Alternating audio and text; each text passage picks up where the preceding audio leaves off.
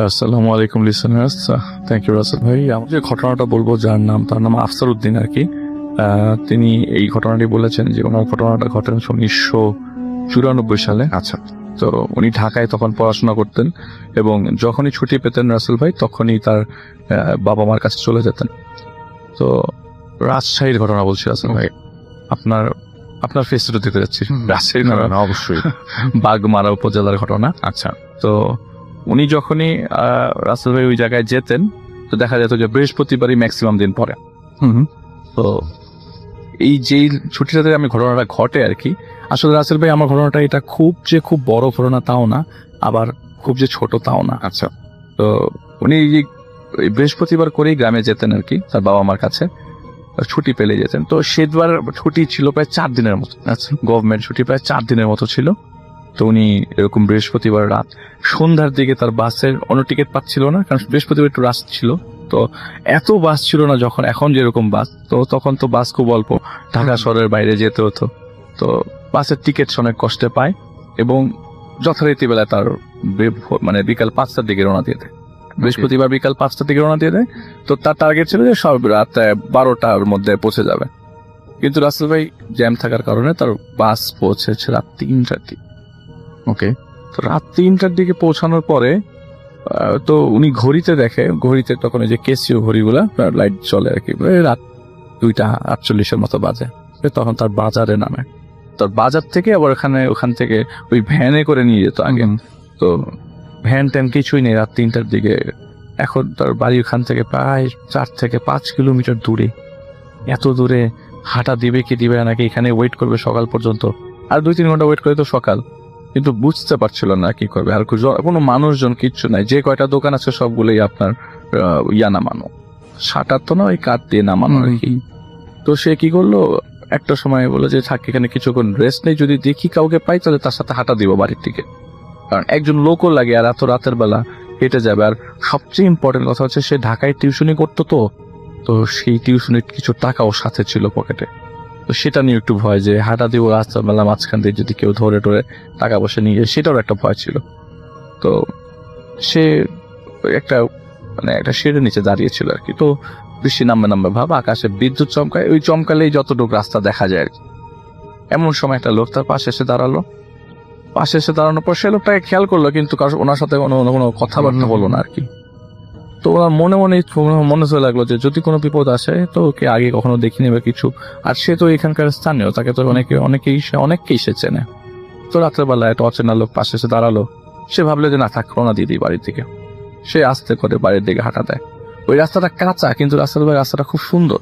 বলে যে আমার এই বাড়ির রাস্তাটা কাঁচা, 4 থেকে 5 কিলোমিটার কাঁচা রাস্তা, কিন্তু খুব সুন্দর, হেঁটে যেতে ওরকম ঝামেলায় পড়তে হয় না আর কি। তো সে হাঁটা ধরে, ভয়ে হাঁটা ধরে দিই, খুব স্পিডে হাঁটছে। তো সে আবার আপেল আর কমলা কিনেছিল, সেটা আবার তার জোরে হাঁটা, সে এত জোরেই হাঁটছে যে আপেল আর কমলাটা এক পর্যায়ে তার রাস্তাতে পড়ে যায়। তো সে আর খেয়াল করে নাই, সে দেখছে যে পিছনে তাকানোর পর ওই লোকটা তার সাথে আস্তে আস্তে হেঁটে আসছে। তো তার হাঁটার স্পিড আর ওই লোকটার হাঁটার স্পিড আকাশ পাতাল পার্থক্য, ওটা আস্তে আস্তে হাঁটছে, কিন্তু ডিস্টেন্স খুবই কম। বলে আমি যখনই পিছনে দেখি তখনই এই লোকটাকে আমার পেছনে, কিন্তু ডিস্টেন্সটা কম পাচ্ছি, কিন্তু আমি যে জোরে হাঁটছি তাকে মোটামুটি আমার সাথে দৌড়ানো লাগতো যদি সে প্রপারলি আমার সাথে হাঁটতে হতো, কারণ সে অনেক জোরে হাঁটে। সে বলে যে আমি অনেক জোরে হাঁটি, আমি এত জোরে হাঁটছি তার রীতিমতো আমার সাথে দৌড়ানো লাগতো, কিন্তু লোকটা এত আস্তে আস্তে হাঁটছে, তার সাথে আমার ডিস্টেন্স খুবই কম পাচ্ছে। আমি দেখি যে না, সে পেছনেই আমার, কিন্তু তার হাঁটার স্পিড খুবই অল্প। এখানে আমাকে ধরার কথা না, কিন্তু সে আমাকে ধরে ফেলছে, বারবার আমার পিছনে দেখতে পাচ্ছি। একটা পর্যায়ে সে হাঁপিয়ে যায় এবং হাঁপানোর পরে পিছনে তাকিয়ে দেখে যে সেই লোকটা নাই। আচ্ছা, ওই লোকটা কোথায় চলে গেল? আর এই মাঝখান দিয়ে চারিপাশে ধান খেতে, এই মাঝখান দিয়ে যাওয়ার কোনো জায়গা নাই। ধান ক্ষেত গুলো এরকম যে আপনি হেঁটে চলে যেতে ইচ্ছা করবে না এত রাতের বেলা, সাপ টাপ থাকতে পারে, সুস্থ মানুষজন ওই রাস্তা দিয়ে রাত্রেবেলা ওইখানে নেমে যাবে না। এই লোকটা তাহলে কোথায় গেল? সে একটা পর্যায়ে লক্ষ্য করলো যে আমি সেটু রেস্ট নিচ্ছিল আর কি, যে এত রাতের বেলা আর এতটুকু জার্নি করে আসছে, বাসের মধ্যে ঘুমটাও প্রপারলি হয় নাই। তো সে খুব টায়ার্ড হয়ে বসে পড়ে রাস্তার মাঝখানে। হঠাৎ করে তার পাশে একটা লোককে তিনি লক্ষ্য করতে পারেন যে একটা লোক হেঁটে তার পাশে এসে বসলো। সেই লোকটাই যে লোকটা তার সাথে যে জায়গায় সে নেমেছিল সেখানেই। তো না পেরে সে লোকটাকে বলে যে ভাই আপনি কি আমাকে কিছু বলবেন? তখন লোকটা বলল যে, তো প্রথমে চুপ ছিল, পরবর্তী সময় বলে যে না কিছু বলবো না, যদি আপনি আমার সাথে সামনে যান তাহলে আমি আপনাকে একটা জিনিস দিব। তো এই ভাই বলল যে না ভাই আমার কোনো কিছু লাগবে না, আপনার কিছু দিতে হবে না, আমি বাড়ির দিকে হাঁটা দিই কারণ অনেক রাত হয়ে গেছে। তো বলে আপনি যদি চান তাহলে আমি আপনার সাথে হেঁটে জিনিসটা এগিয়ে আপনাকে জিনিসটা দিতে পারি, আপনি যদি চান। বলে না না আমি কিছু চাই না, আমি নিয়ে যাব, আমি চলে যাবো বাড়ির দিকে। বলে না আপনি একটু নিয়ে যান দয়া করে, আমি আপনাকে একটু রিকোয়েস্ট করছি, জিনিসটা আসলে না নিলে বিপদ হয়ে যাবে আমার। আপনার কি বিপদ হবে, আপনার জিনিস আপনি নেন। তো সে খুব কাকতি মিনতি করে যে আপনি একটু সামনে এগিয়ে গেলে আমি আপনাকে জিনিসটা দিয়ে দিতে পারবো, জিনিসটা আপনাকে নিতে হবে। তো লোকটা মানে একটা পর্যায়ে বিরক্তি নেমে আসে রাসেল ভাই, তখন ভয়ের বদলে বিরক্ত কাজ করছে। তো ধর্মী আপনি জানতো আমি বাড়ির দিকে হাঁটাতি। তো হাঁটতে হাঁটতে একটু পর্যায়ে সামনে সেই লোকটা আবারও তার পিছনে চলে আসে এবং তার সাথে সমান তালে হাঁটতে থাকে। বলে যে ভাই আপনাকে আমি রিকোয়েস্ট করলাম জিনিসটা নেওয়ার জন্য, সামনেই আছে, আপনাকে কষ্ট করতে হবে না, খালি একটু নিচে নামতে হবে বিলের দিকে। তো সামনে একটা বিল ছিল তখন, এখন এটা ভরাট হয়ে গেছে। সে বিলের দিকে তিনি মানে সে নামে নাই, সে ওই রাস্তার মধ্যে দাঁড়িয়ে। তো ওই লোকটা নিচে বলে আপনি একটু এদিকে আসেন, আপনাকে জিনিসটা নিতেই হবে, কারণ এখন যে কন্ডিশন তাদের দেরি হয়ে যাবে। বলে কি হয়েছে? বলে যে আপনাকে এই লাশটা নিয়ে যেতে হবে। তো সে নিচে নেমে দেখে যে আসলেই একটা লাশ পড়ে আছে। বলে যে আমি একা কিভাবে নেব, আপনি কেন নিবেন না? লোকটাকে জিজ্ঞেস করে যে আপনি কেন নিবেন না? তখন ওই লোকটা বলে যে আমি আমার নিজেকে কিভাবে নিব? ও মাই গড, এটা তো সবচেয়ে বড় টুইস্ট। আমি তো আমার নিজেকে নিতে পারবো না, আপনাকে একটু কষ্ট করে নিতে হবে। লাশটা পচা ধরলে আপনি আর কিছু করতে পারবেন না। দয়া করে, আপনি পচে গেলে আর ধরতেও পারবেন না, এখনো পচে নাই, এখনো তাজা আছে, আপনি দয়া করে আমাকে একটু নিয়ে যান। তো কাপড়টা সরাই দেখে এটা তো একটা মহিলা। আপনি তো আপনার নিজেকে ধরবেন, কি বলেন উল্টা পাল্টা কথা, এটা তো মহিলার লাশ। ওই লোকটা আবার ডাক মেরে বলতেছে তো মহিলার লাশ। বলে যে আমি যদি মহিলায় দৌড়ে আসতাম তাহলে আপনি তাড়াতাড়ি আসতেন, আমি এই জন্য আপনার সাথে সাথে আসছি, আমি আপনার কন্ডিশনটা দেখে আসছি, এখন দয়া করে আপনি আমার এই লাশটাকে দাফন করার ব্যবস্থা করেন, এটাই আমি। আচ্ছা, এইটা বলে সে উল্টা পথে একটা কুকুর বেশে হাঁটা ধরা দিল। মুহূর্তের মধ্যে মানুষটা কুকুর হয়ে গেল, কুকুর বেশে হাঁটা ধরা দিল এবং মুহূর্তের মধ্যে বাতাসে মিলে গেল। আমি এখন, উনি বলছে যে আমার কাছে আর কিছু করার নাই, আমি ধরে কাপড়টা উঠানো, আমি লাশ ধরার সাহস করতে পারছি না, আমি কাপড়টা ধরে দেখলাম আমি কি আদৌ জীবন্ত আছে কিনা, আমি মারা গেছি কিনা কে জানে। যে না, আমি কোনো স্বপ্ন দেখছি না, আমি জীবিত আছি, একটা লাশ আসলেই আমার সামনে, যে কাপড় ধরতে পারছি আমি এখন এটাকে কি করবো? এত রাতের বেলা, রাত তখন 3টা, 3:30, 4:45 বাজে। তো তার সে মাথায় হাত দিয়ে বসে আছে এবং লাশ থেকে দূরে সরে এসে বসে আছেন। কি করবে, কারণ এটা তো উঠাতেও গেলেও রাসেল ভাই একা সম্ভব না, রাইট? হঠাৎ করে তিনি দেখে দূর থেকে একটা লোক গান গেতে গেতে আসছে। প্রথমে ভয়েস শুনে রিকগনাইজ করতে পারেনি, পরবর্তী বুঝলেন এটা একটা বয়স্ক লোক হেঁটে হেঁটে দূর থেকে ওই বাজারের দিক থেকে আসতেছে, হেঁটে হেঁটে আসতেছে। প্রথমে ভয় পেল যেটা মাতাল টাতাল হতে পারে নাকি, বাড়ির দিকে হাঁটাতে লাশ লাশের জায়গায় থাকবে। পরবর্তী সময় সে দেখলো না, ওয়েট করি, যদি তিনি সামনে আগান তাহলে আমাকে সে হেল্প করতে পারবে। তো পরবর্তী সময়ে আরেকটু বলে রাখি, পাশে একটা উপজেলা স্বাস্থ্য কমপ্লেক্স ছিল, ওখানে বিভিন্ন রুগী টুগী দেখা হতো আর কি, মানে অনেক মানুষজন অসুস্থ হলেও হাসপাতালে যেতেন। তো ওই লোকটা আসতেছিল, আসার পরে একটা পর্যায়ে যখন সামনাসামনি চলে আসলো, উনি আসতেছে অনেক দূর থেকে, মানে এত স্পষ্ট শোনা গেছে যে দূর থেকে এটা লোক আসতেছে। আসছে, সামনে আসার পর উনি বললো যে ভাই আমাকে একটা হেল্প করেন, এক লোক আমার এই লাশটা ধরাই দিয়ে গেছে, আমাকে এটা তো দাফনও করা দরকার, মানবিক দিক থেকে লক্ষ্য করলে তো আসলেই দাফন করা দরকার, আপনি একটু দয়া করে ব্যবস্থা করেন। ওনার সাথে যে একটা লোক আসছে এটা উনি ওনাকে বলেন, উনি যদি ভয় পেয়ে যায় তখন ওনাকে সাপোর্ট করবে না। লাশ কই পেলেন? ওই লোক এসে বলে এই যে লাশটা। বলে যে এখানে তো কোনো লাশ নেই, আপনি বাড়িতে চলেন তো, আপনার মাথাটা ঠিক নাই, উনি বাড়ির দিকে হাঁটেন। কোথার থেকে আসছেন? ঢাকা থেকে আসছে। নিশ্চয়ই অনেকক্ষণ জার্নি করে আসছেন, বাড়ির দিকে হাঁটা দেন, আপনার মাথা ঠিক নাই, এখন হয়তো ভুলে কিছু টিরুস দেখতে পারেন, আপনি রাস্তা হাঁটা দেন। আর এই জায়গাটা ভালো না। কেন ভালো না এই জায়গাটা? বলে এই জায়গা দিয়ে আপনি কি আগে কখনো চলাফেরা করেননি? বলে আমার বাড়ি এই জায়গায়।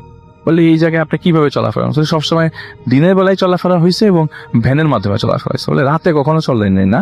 বলে না, রাতে কখনো আসা হয় না। বলি রাতে এখানে তো প্রায় সময় খারাপ জিনিস ঘটে, আপনি কেন দিক দিয়ে আসতে গেলেন হেঁটে হেঁটে? আপনাকে আমি পাইছি, আমি নিজেই ভয়ে ভয়ে আসছি, আপনাকে আমি পেয়ে গেলাম, গান গেতে গেতে আপনাকে পেয়ে গেলাম। তো এখন আপনি লাশ দেখতেছেন, অন্য লাশ নাই, আপনাকে আমি বাড়ির দিকে আগাইতেই চলেন। তো আগাতে হাঁটতে হাঁটতে তার কাছ থেকে কিছু ঘটনা পাই যে উপজেলা স্বাস্থ্য কমপ্লেক্সে অনেক মরা বাচ্চা টাচ্চা আসে রাস্তাতে। ওই বাচ্চা টাচ্চা ওই জায়গায় এসে কবর দেওয়া হয়। পাশে একটা জায়গা আছে, ছোট বিলের পাশে একটা ছোট জায়গা আছে, ওখানে অনেক লাশ টাশ দাফন করা হয়। এবং দাফন মানে কি, যে বিয়ারিশ লাশ আছে এবং বাচ্চা কাছে মারা যায় না, অনেক মরা বাচ্চা টাচ্চা এই জায়গায় দাফন করে চলে যায়। এই জায়গাটা এমনিতেই খুব খারাপ জায়গা, বিশ্বাস থাকে। আপনি এই জায়গায় এইভাবে আর কখনো চলাফেরা করা যায়। ঢাকাতে রওনা দিলে রাতে রওনা দিবেন, সকালে এসে পৌঁছবেন, এরকম সময় রওনা দিনে যখন আপনাকে রাতে নামতে হয়। তো একটা সময় রাত্রেবেলা তাকে বাড়ি পর্যন্ত নামায় দেয়। এরপর থেকে আসলে সে কখনোই রাস্তা দিয়ে চলাফেরা করার সময় রাতের বেলা চলাফেরা করে নাই। এবং গ্রামের তখন ওই জায়গায় যাওয়াই কতবার হয়েছে, দিনের বেলা গেছে, দিনের বেলা, রাতের বেলা, দিনের বেলা রওনা দিয়ে ঢাকায় চলে আসে। এটাই ছিল চমৎকার চমৎকার ঘটনা।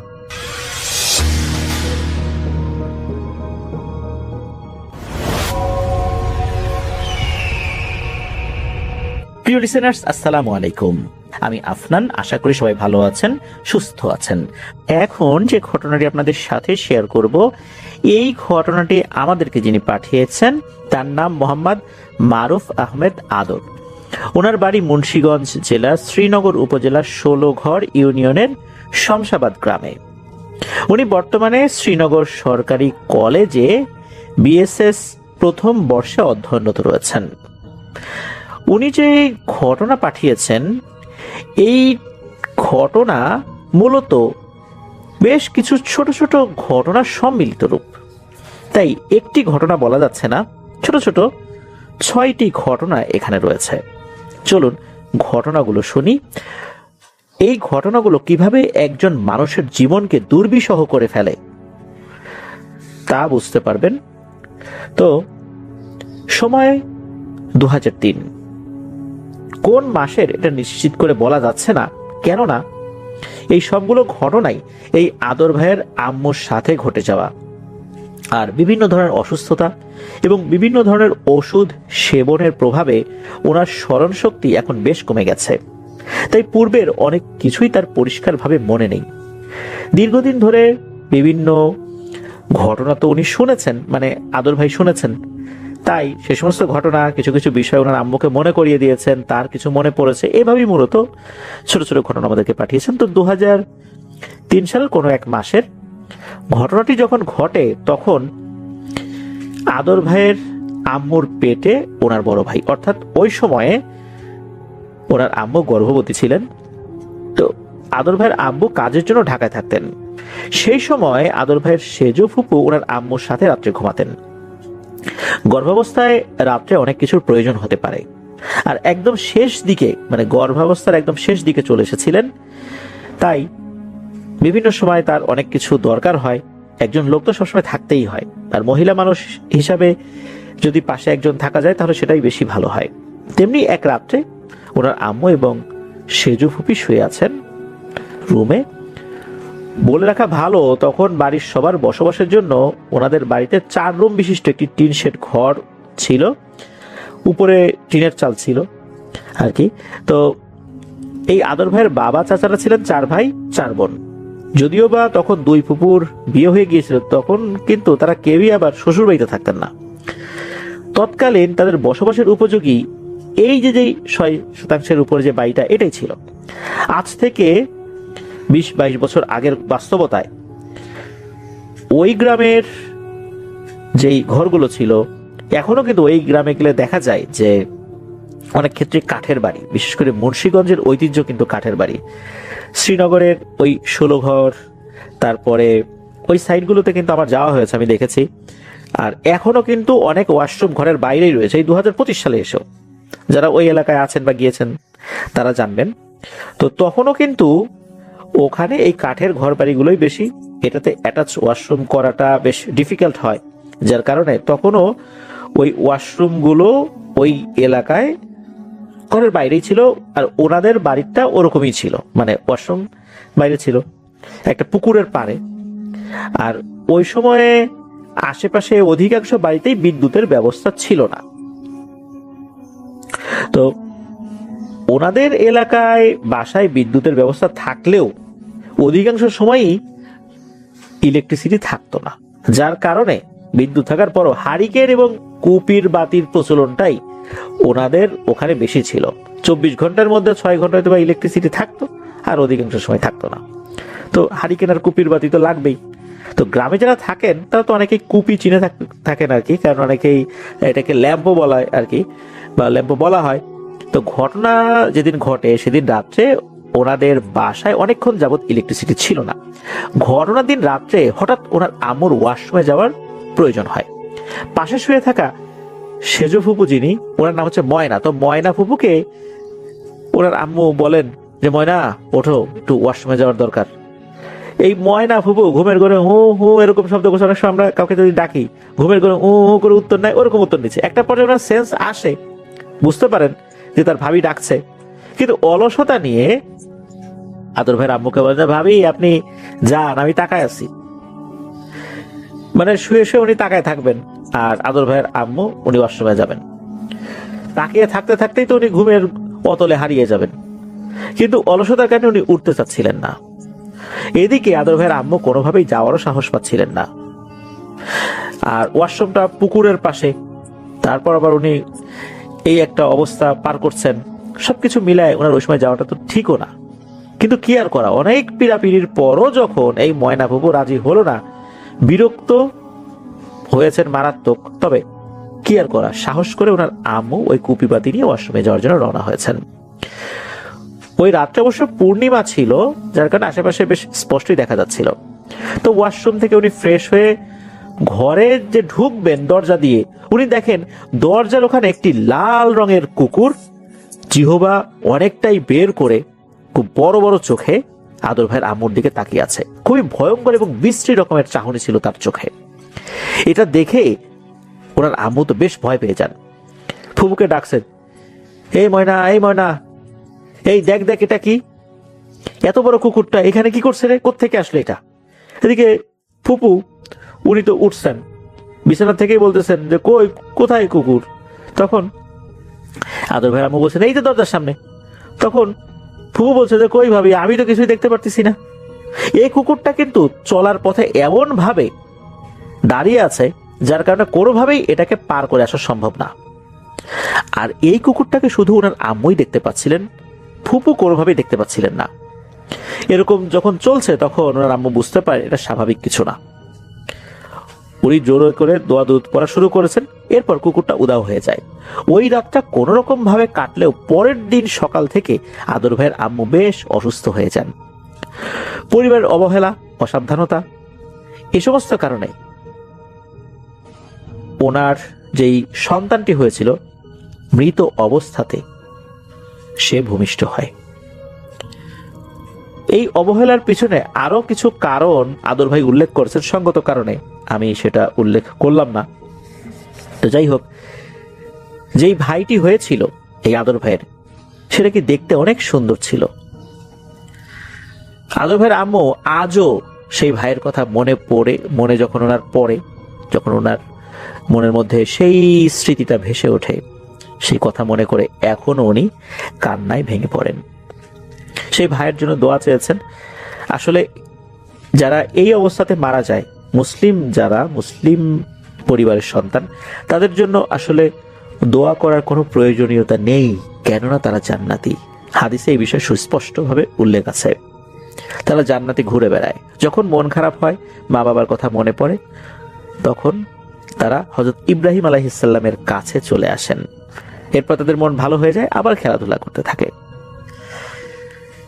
এই সন্তানরাই পিতামাতাকে হাসরের মাঠে আল্লাহ তাআলার কাছে সুপারিশ করবেন জান্নাতে নিয়ে যাওয়ার জন্য। এবার আসি দ্বিতীয় ঘটনায়। সাল 2009। ওই সময়ে আদর ভাইয়ের বয়স 4 কি 5 বছরের মতো হবে। ওনার আম্মুর পেটে তখন এই আদর ভাইয়ের প্রথম বোন ছিল। ঘটনার দিন রাত্রে ওনার বড় ফুপু ওনাদের বাসায় এসেছেন রাত 12টার কিছু আগে। তো ওনার আম্মু হঠাৎ করে ওয়াশরুমে যাওয়ার জন্য বাইরে বের হবেন, তখন এই বড় ফুপুকে ওনার আম্মু বলছেন তার সাথে বাইরে যাওয়ার জন্য।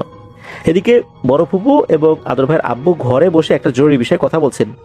তারা দুজনেই বলেন যে এখান থেকে এখানে যাওয়ার জন্য আবার দাঁড়াতে হয় নাকি, যাও আমরা তো আসি, তো তাকাই তো আসি, আমরা তো আর ঘুমাই নাই। তো এবারও কিন্তু তাদের জোরাজুরিতে আদর ভাইয়ের আম্মু একাই ওয়াশরুমে গিয়েছেন। তো ওয়াশরুমের জরুরত শেষ করে যখন উনি বাইরে এসেছেন, ওখানে যে টিউবওয়েল রয়েছে, চাপকল আর কি, ওখানে যখন উনি হাত মুখ ধুচ্ছিলেন, হঠাৎ আশেপাশের গাছগুলো ওনার কাছে মনে হয় অস্বাভাবিক রকমের একটা নড়াচড়া শুরু করেছে। অস্বাভাবিক রকম বাতাস ওই গাছগুলোর উপর দিয়ে মনে হচ্ছে ঘুরছে, গাছগুলো দুলছে। ওনার আম্মুর কাছে মনে হচ্ছিল কোনো একটা জিনিস ওনার আম্মুর দিকে ধেয়ে আসছে, যা দেখে ওনার আম্মু অনেক ভয় পেয়ে যান আর এক দৌড়ে ঘরে চলে আসেন। বলে রাখা ভালো, ওনাদের পাশের বাড়িতে এই আদর ভাইয়ের আব্বুর দুঃসম্পর্কের এক মামা থাকেন, আর ওনার আব্বুর সেই মামার দাদার নাম দেওয়ান সগীর শাহ। ওনার আব্বুর মুখে শুনেছেন যে তিনি নাকি আধ্যাত্মিক প্রকৃতির লোক এবং জিন সাধক ছিলেন। তার কাছে নাকি হিন্দু মুসলিম নির্বিশেষে সব ধর্মের মানুষই আসতেন বিভিন্ন সমস্যা নিয়ে। তিনি জিনের মাধ্যমে সেগুলোর সমাধানের চেষ্টা করতেন। তিনি মারা যাওয়ার পর তার কবর এই বাড়িতেই দেওয়া হয়, আর সেই স্থানে একটি মাজারও তৈরি করা হয়, আর সেই মাজারকে কেন্দ্র করে প্রতি বছর ওরস হয়। অবশ্য কালের বিবর্তনে সেটা এখন আর এতটা ঘটা করে হয় না। বংশ পরম্পরায় এটা নাকি দেওয়ান সগীর শাহের ছেলে জিওন আলী দেওয়ান বা জিওন আলী ফকিরের কাছে চলে আসে, যার সাথে নাকি এই আদর ভাইয়ের আব্বু ছোটবেলায় বিভিন্ন জায়গায় গিয়েছেন। অনেক সমস্যার সমাধান নাকি ওনার আব্বু নিজেও সামনে থেকে দেখেছেন। তো তার এবং তার স্ত্রীর কবরও এই বাড়িতে অবস্থিত। ধারণা করা হয় এই বাড়িতে প্যারানরমাল কিছুর অস্তিত্ব রয়েছে। আরো ধারণা করা হয় এর থেকেই হয়তোবা আদর ভাইয়ের আম্মুর সাথে ঘটে যাওয়া সেই সকল ঘটনার কোন একটা সংযোগ রয়েছে। আর সেই দিন রাত্রে ঘটে যাওয়া ঘটনার পরের দিন সকাল থেকেই আগের বারের মতো ওনার আম্মু অনেকটাই অসুস্থ হয়ে পড়েন। বাড়ির সবাই কোনো পথ খুঁজে না পেয়ে ওনার আম্মুকে তাড়াতাড়ি শ্রীনগর উপজেলা স্বাস্থ্য কমপ্লেক্সে নিয়ে যান। ওনার আম্মুর অবস্থা এতটাই খারাপ ছিল যে দ্রুত ঢাকায় নিয়ে যাওয়ার বন্দোবস্ত করা হয়। ঢাকায় নিয়েও আসা হয়। ঢাকার একটি হসপিটালে আদর ভাইয়ের আম্মু ফুটফুটে একটি কন্যা সন্তানের জন্ম দেন। তো এই আদর ভাইয়ের আসলে ভাগ্য হয়নি সেই বোনটিকে জীবিত অবস্থায় দেখা, কেননা অতি অল্প সময়ের মধ্যে আদর ভাইয়ের এই বোনটি দুনিয়ার মায়া ত্যাগ করে চলে যায়। এখনো সেই স্মৃতির কালো অধ্যায়গুলো মনে পড়লে ওনারা দুঃখের সাগরে নিজেদেরকে তলিয়ে ফেলেন। এই ঘটনার বেশ অনেক দিন কেটে যায়। মাঝে মাঝেই তো ওনার আম্মু অসুস্থ হয়ে যান। এরকম তো চলছে ওনার সাথে। তবে এই যে ঘটনাটা, এই যে আদর ভাইয়ের বোনের যেই মৃত্যু জন্মের পরপরই, তো এরপর তো উনি বেশ কিছুদিন হসপিটালে ছিলেন, অর্থাৎ আদর ভাইয়ের আম্মু হসপিটালে ছিলেন। হসপিটালে থাকা অবস্থায় অদ্ভুত একটা মানুষকে উনি দেখতেন। সাদা প্যান্ট, সাদা শার্ট পরিহিত একজন ব্যক্তি, যার গাল ভর্তি বড় বড় দাড়ি, পাঞ্জাবি না, পায়জামাও না, সাদা শার্ট, সাদা প্যান্ট। লোকটি নাকি আর একটা বেডে বসে আদর ভাইয়ের আম্মুর দিকে বেশ অপলক দৃষ্টিতে তাকিয়েই থাকতেন। জেগে থাকা অবস্থাতেও তাকে দেখতে পেতেন, কিছু জিজ্ঞেস করতে পারতেন না। আবার ঘুমালেও নাকি স্বপ্নের মধ্যে এটা উনি দেখতে পেতেন। তো এইরকম সমস্যা কয়েকদিন ছিল। এটা ওই হসপিটালে থাকাকালীন কয়েকদিন ছিল, এছাড়া ওই সমস্যাটা হয়নি। এবার আসি পরবর্তী ঘটনায়। ঘটনাটি 2018 সালের। তখন আদর ভাইয়ের দাদা জীবিত ছিলেন। 2022 সালে ওনার দাদা ইন্তেকাল করেছেন। তো 2018 সালের শুরুর দিকে হঠাৎ করে ওনার দাদা বসন্ত রোগে আক্রান্ত হন। ওনার বয়স 80-র উপরে থাকায় এই রোগের ধকলটা উনি সহ্য করতে পারেন নাই, খুব বেশি অসুস্থ হয়ে পড়েন। তো দাদা যেই ঘরে থাকতেন, তো ওই ঘরের যে রুমটা, এই রুমটা কিন্তু পাশাপাশি রুম এই আদর ভাইদের ঘরের, কিন্তু দরজা কিন্তু এক না, মানে দরজা দ্বারা এই রুমের কোনো সংযোগ ছিল না, তার রুমের দরজা আলাদা ছিল। আর ওনাদের রুমের মধ্যে দিয়েই কিন্তু কল পারে যাওয়া যায়। এই যে আদর ভাইদের যে রুমের মধ্যে দিয়ে ওনাদের যে চাপ কল, ওটাতে যাওয়া যায়। তো হঠাৎ একদিন রাত্রে আদর ভাইয়ের আব্বু বাইরে থেকে এসে দাদাকে দেখতে দাদার রুমে গিয়েছেন। যাওয়ার সময় আদর ভাইয়ের আম্মুকেও সাথে নিয়ে গেছেন। তখন অবশ্যই আদর ভাই ঘুমিয়েছিলেন। বাড়িতে তখন আবার ইলেকট্রিসিটি নাই, বিদ্যুৎ চলে গেছে, যার কারণে ওনার আব্বু দাদার সামনে বসে থাকলেও ওনার আম্মু দরজার দিকে তাকিয়েছিলেন। যেহেতু এই আদর ভাইরা ঘুমিয়ে আছেন, একদম ভিতরে ঢোকেন নাই যাতে করে আদর ভাইদেরকে দেখা যায়, তখন নাকি হঠাৎ আদর ভাইয়ের আম্মুর নজর যায় বাড়ির মধ্যে থাকা একটা কাঁঠাল গাছের দিকে। উনি দেখতে পান সাদা কাফনের মতো কিছু একটা লম্বা হয়ে ওনার আম্মুর দিকে বেশ ভয়ানক ভাবে ধেয়ে আসছে। প্রথমে ওনার আম্মু চোখের ভুল ভাবলেও যখন জিনিসটা বেশ তাড়াতাড়ি ওনার আম্মুর দিকে এগিয়ে আসছে, তখন ওনার আম্মু বেশ ভয় পান এবং ঘরে ছুটে যান। ওনার আব্বুকে সব কথা খুলে বলেন। ওনার আব্বু যদিও বা প্রথম দিকে এটা বিশ্বাস করতে পারছিলেন না যে আসলে এটা হয়েছে, তবে পূর্ববর্তী বিভিন্ন ঘটনার সাথে মিলিয়ে ওনার আব্বু বিষয়টা বিশ্বাস করেন। এবার আসি পরবর্তী ঘটনায়। ঘটনায় 2023 সালের দিকে। বলে রাখা ভালো, ওনাদের ঘরে মোবাইলের নেটওয়ার্ক খুব ভালো কাজ করে না। দিনেই হোক রাতেই হোক ফোনে নিরবচ্ছিন্ন নেটওয়ার্ক পেতে ঘরের থেকে বাইরে আসতে হয়, বাইরে এসে কথা বলতে হয়। তো তেমনি এক সন্ধ্যায় এশার নামাজের আগ মুহূর্তে, তখন আজান দেয়নি, এমন একটা সময়ে এই আদর ভাইয়ের মামা আমেরিকা থেকে কল করেছেন আদর ভাইয়ের আম্মুর সাথে কথা বলার জন্য। তো নেটওয়ার্কের জন্য ভালোভাবে কথা বলতে না পারার কারণে বাধ্য হয়েই ঘরের বাইরে থেকেও, মানে ঘরের বাইরে বলতে তো বারান্দাও বোঝায়, কিন্তু এর থেকেও আরেকটু সাইডে গিয়েছেন যে ভালো আরেকটু যেন নেটওয়ার্ক পাওয়া যায়। তো কিছুক্ষণ কথা বলার পর হঠাৎ করে ওনার আম্মুর চোখ যায় ওনাদের গেটের বাইরে। ওনার আম্মু দেখতে পান স্বাভাবিকের তুলনায় বেশ বড় একটি লাল কুকুর জিহবা বের করে ভয়ানক দৃষ্টিতে ওনার আম্মুর দিকে তাকিয়ে আছে। এরকম একটা কুকুর কিন্তু 2003 সালে উনি দেখেছিলেন সেই রাতের বেলা, যখন এই ময়না বাবুর সাথে উনি ঘুমিয়েছিলেন। ওয়াশরুমে যখন গিয়েছিলেন ফেরত আসার সময় এরকম একটা কুকুর দেখেছিলেন। তবে এবারের কুকুরটা আগের থেকেও মনে হচ্ছে বেশ বড়। এটা দেখার সাথে সাথে ওনার আম্মু বুঝতে পারে এটা স্বাভাবিক কিছু না। কুকুরটার দৃষ্টি, অঙ্গভঙ্গি এতটাই ভয়ানক ছিল যে ওর আম্মু দেখার সাথে সাথে মারাত্মক ভয় পেয়ে যান। এই কুকুরটিকে যে উনি তাড়িয়ে দেবেন সেই সাহসও করে উঠতে পারেননি। উপায়ন্তর না পেয়ে তড়িঘড়ি করে ওনার আম্মু ঘরে চলে আসেন।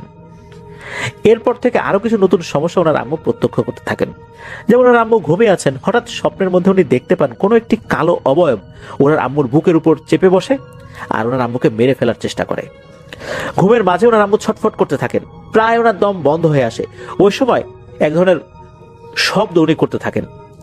কিছু কিছু সময় উনি আল্লাহ আল্লাহ আল্লাহ সাহায্য করো, আল্লাহ বাঁচাও এরকমও বলতে থাকেন।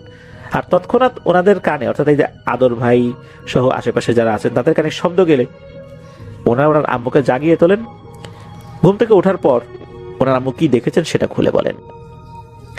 এমন হয়েছে যে উনি স্বপ্নে দেখছেন যে উনি ওয়াশরুমে গিয়েছেন জরুরত সারার জন্য, তখন একটি কালো অবয়ব ওনার ঘাড়ের উপর চড়ে বসেছে এবং ওনাকে শ্বাসরোধ করে মেরে ফেলার চেষ্টা করছে।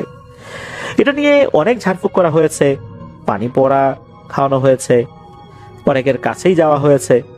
কিছুদিন স্বাভাবিক থাকে, পরবর্তীতে আবার একই সমস্যা শুরু হয়ে যায়। এবার আসি 2023 সালের রমজান মাসের কোনো এক সাহারির সময়ের ঘটনায়। তো ওনাদের ওয়াশরুমটা তো ঘরের বাইরে পুকুরের সাথে, শুরুতে আমরা বলেছিলাম। তো যদিও বা এখন সেখানে লাইট লাগানো হয়েছে, তো ওনার আম্মুর ডায়াবেটিস থাকায় তার ঘন ঘন ওয়াশরুমে যাওয়ার প্রয়োজন হয়। আর সন্ধ্যার পর থেকে ওনার আম্মু ঘরের বাইরে একা যাওয়া আসা কম করেন। আর ওয়াশরুমে তো এখন একা যান না বললেই চলে, কারণ পাশের বাড়ির দাদি সহ বেশ কয়েকজন হুজুর খুব ভালোভাবে নিষেধ করে দিয়েছেন এই বিষয়ে। তো ঘটনার দিন রাত্রে ওনার আম্মু ওয়াশরুমে যখন যাওয়ার প্রয়োজন হয়েছে এবং তাহাজ্জুদের নামাজ পড়বেন বলে ওনার আম্মু একটু আগেই ফ্রেশ হয়ে অজু করে ঘরে চলে আসতে চেয়েছিলেন, কিন্তু ঘুম থেকে উঠে উনি এই আদর ভাইকে আর আদর ভাইয়ের আব্বুকে কোনোভাবেই ডেকে তুলতে পারছিলেন না, কারণ ওনার আব্বু ওই সময় অসুস্থ থাকায় আর রাতে ঘুম না হওয়ার কারণে ডাক্তারের পরামর্শে ঘুমের ওষুধ খেয়েছিলেন, যার কারণে ঘুম থেকে উঠতে পারছিলেন না তিনি। আর এদিকে আদর ভাইয়ের আম্মু আদর ভাইকে ডাকার জন্য আসলেও উনিও অলসতার কারণে ঘুম থেকে উঠতে পারছিলেন না, যার কারণে ওনার আম্মু বাধ্য হয়ে একাই ওয়াশরুমে যাওয়ার জন্য রওনা হয়েছেন। ওয়াশরুম থেকে ফিরে যখন উনি অজু করছিলেন তখন স্তব্ধ পরিবেশটা হঠাৎ করে কেমন যেন গুমোট হয়ে ওঠে। পাশের বাড়ির দাদিদের নিম গাছ থেকে সৃষ্টি হওয়া একটি বাতাস হঠাৎ ভয়ানকভাবে চতুর্দিকে ছড়িয়ে পড়ে। একটা ঘূর্ণি বায়ু আদর ভাইয়ের আম্মু চতুর্দিকে ঘুরতে থাকে। এই বাতাসটা শুধু ওনার চতুর্দিকেই ঘুরছে।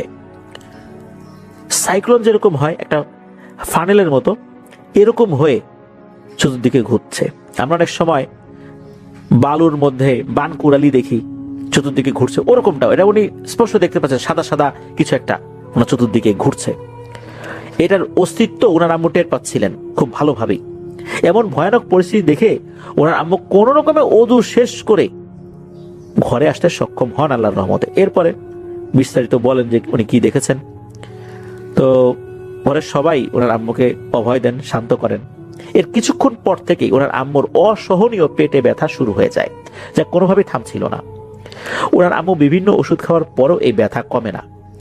এরপর এক মসজিদের ইমাম সাহেবের কাছ থেকে পানি পড়া এনে দিলে তা খেয়ে ওনার আম্মু কিছুটা সুস্থ হলেও এখনো মাঝে মাঝে সেই তীব্র পেটে ব্যথা শুরু হয়, যার কোনো ডাক্তারি কারণ এখনো জানা যায় নাই ওইভাবে, অর্থাৎ ডাক্তাররা এর কারণটা ওভাবে উদ্ঘাটন করতেও পারেন নাই। এরপর আসি 2024 সালের একটি ঘটনায়। ওনার আম্মু আগের মতোই কারোর সাথে কথা বলার জন্য ঘরে থেকে বাইরে বের হয়েছেন, ফোনে কথা আর কি, যেহেতু নেটওয়ার্কের সমস্যা আছে। তো কথা বলার এক পর্যায়ে ওনার আম্মু দেখতে পান ওনাদের উঠোনের এক পাশে ঘরের সিঁড়ির সাথে অনবরত কিছু একটা নড়াচড়া করছে। একটু ভালোভাবে দেখলে ওনার আম্মু দেখতে পান বেশ কালো রঙের একটি সাপ সেখানে নড়াচড়া করছে। তখনই ওনার আম্মু ভয় পেয়ে যখন এই আদর ভাই সহ অন্যদেরকে ঘর থেকে ডেকে বের করে নিয়ে আসেন, কয়েক সেকেন্ডের মধ্যেই দেখতে পান যে সাপটি ওখানে নেই। বলে রাখা ভালো, বেশ অল্প কিছু কাঁঠাল গাছের পাতা পাশে ছিল, যা আদর ভাইয়ের আম্মু প্রতিদিনই পরিষ্কার করে রাখতেন, কিন্তু হয়তো পরিষ্কার করতে পারেন নাই অসুস্থতার কারণে ওই দিন। এই জন্য কিছু কাঁঠাল পাতা এলোমেলো ভাবে ছড়িয়ে ছিটিয়ে ছিল। অন্য সময় কিন্তু ঝাড়ু দিয়ে ফেলে দেন। ওখানে কিন্তু অল্প কিছু পাতা, ওখানে যদি কোনো সাপ লুকিয়েও থাকে এটা স্পষ্টভাবে বোঝা যাবে। লুকানোর আসলে ওরকম কিছু নাই। সবাই ধারণা করেছিল কোন একটা পাতার নিচে লুকিয়েছে, কিন্তু এত বড় সাপ একটা কাঁঠাল পাতার নিচে কি লুকিয়ে থাকতে পারে? ওই সময় আবার বাড়ির বাইরে দিয়ে দুটি ছেলে যাচ্ছিল। সাপ সাপ চেঁচামেচি শুনে এই ছেলে দুটো এই বাড়িতে আসে, এসে জিজ্ঞেস করে কি হয়েছে। পরে যখন তারা এই কথা শোনে, তারা একটা লাঠি নিয়ে এসে সাপ মারার উদ্দেশ্যে, কিন্তু এই পাতার আশেপাশে কোথাও ওই সাপটি আর কেউই দেখতে পায়নি। অবাক করা বিষয় হলো, সাপটি যে কোনো গর্তে লুকাবে এমন কোনো কিছু আশেপাশে ছিল না। আর পালিয়ে গেলেও আদর ভাইয়ের আম্মু সেটা দেখতে পেতেন, কারণ ভয়ে আদর ভাইয়ের আম্মু ওই স্থান থেকে দূরে সরে যান নাই, ওইখান থেকে ডাকাডাকি করছেন। আর উনি সাপটার দিকে নজর রাখছেন। হঠাৎ করে এটা কোথায় গেল এত অল্প সময়ের মধ্যে? এমন হাজারো প্রশ্ন ওনার আম্মুর মনে ঘুরপাক খায়। এখনো আজও মেলেনি সেই ঘটনার ব্যাখ্যা। এরকম আরো ঘটনা ওনার আম্মুর সাথে ঘটে চলেছে। প্রিয় লিসেনার্স, আসলে এরকম একটা ব্যাপার যখন কারোর সাথে ঘটতে থাকে, তার জীবনটা যে কতটা দুর্বিষহ হয়ে যায় তা যারা এটা ফেস করেন তারাই বুঝতে পারেন।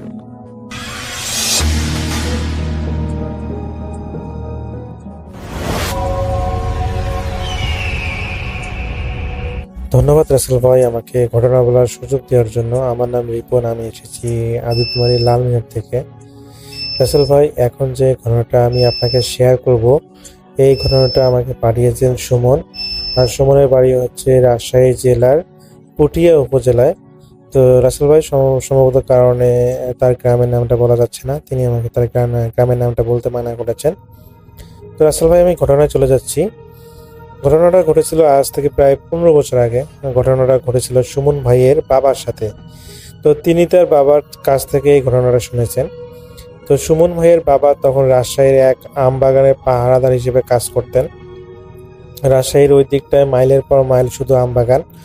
তো ওনার কাজ ছিল রাত জেগে বাগানের এক কোনায় ছোট্ট একটা মাচার উপর বসে থাকা, যাতে চোর বা শেয়াল, আসলে অনেক সময় গাছগুলো নিচু প্রকৃতির হয়, মানে হেলে যায়, তো সেই গাছগুলোর আম নষ্ট করে শিয়াল। আবার অনেক সময় প্রচুর পরিমাণ মানুষ আম চুরি করে। তো আসলে ওই রকম মাছার মধ্যে তিনি বসে থাকেন, যাতে করে তিনি চোর বা শিয়ালদের আসলে তাড়াতে পারেন। তো ঘটনার দিন ছিল একটা অন্ধকার রাত। সেদিন আসলে চাঁদ তেমন ছিল না, হালকা আভা ছিল। তো মোটামুটি ঘুটঘুরে অন্ধকার বলা যায়। তো সুমন ভাইয়ের বাবা মাচার উপর বসে ঝিমাচ্ছিলেন। তিনি যেহেতু এক নাগারে প্রতিদিন আসলে যারা রাত পাহারা দেন, আসলে তারা বাগান পাহারা দেন, তারা আসলে জানেন যে এটা পাহাড় এককভাবে থেকে পাহারা দেওয়া কতটা বিরক্তকর। তো তিনি ঝিমাচ্ছিলেন। তো রাত তখন 2টার বেশি হবে। হঠাৎ ওনার কানে এলো কেউ একজন বাগানের শুকনো পাতার উপর দিয়ে হেঁটে যাচ্ছে, খসখস একটা শব্দ হচ্ছে। তো তিনি ভাবলেন হয়তো কোনো চোর এসেছে। তিনি তার হাতে টর্চ লাইটটা জ্বালিয়ে চারদিকে মারলেন, কিন্তু তিনি কাউকে দেখতে পেলেন না। তো শব্দটা সাথে সাথে বন্ধ হয়ে গেল যখন তিনি লাইট মেরেছিলেন। তো তিনি আবার যখন কোনো কিছু দেখলেন না, তো তিনি আবার পুনরায় ঝিমাতে শুরু করলেন। ঠিক 5 মিনিট পর এবার মাচার শব্দটা মাচার একদম নিচ থেকে আসতে শুরু করলো।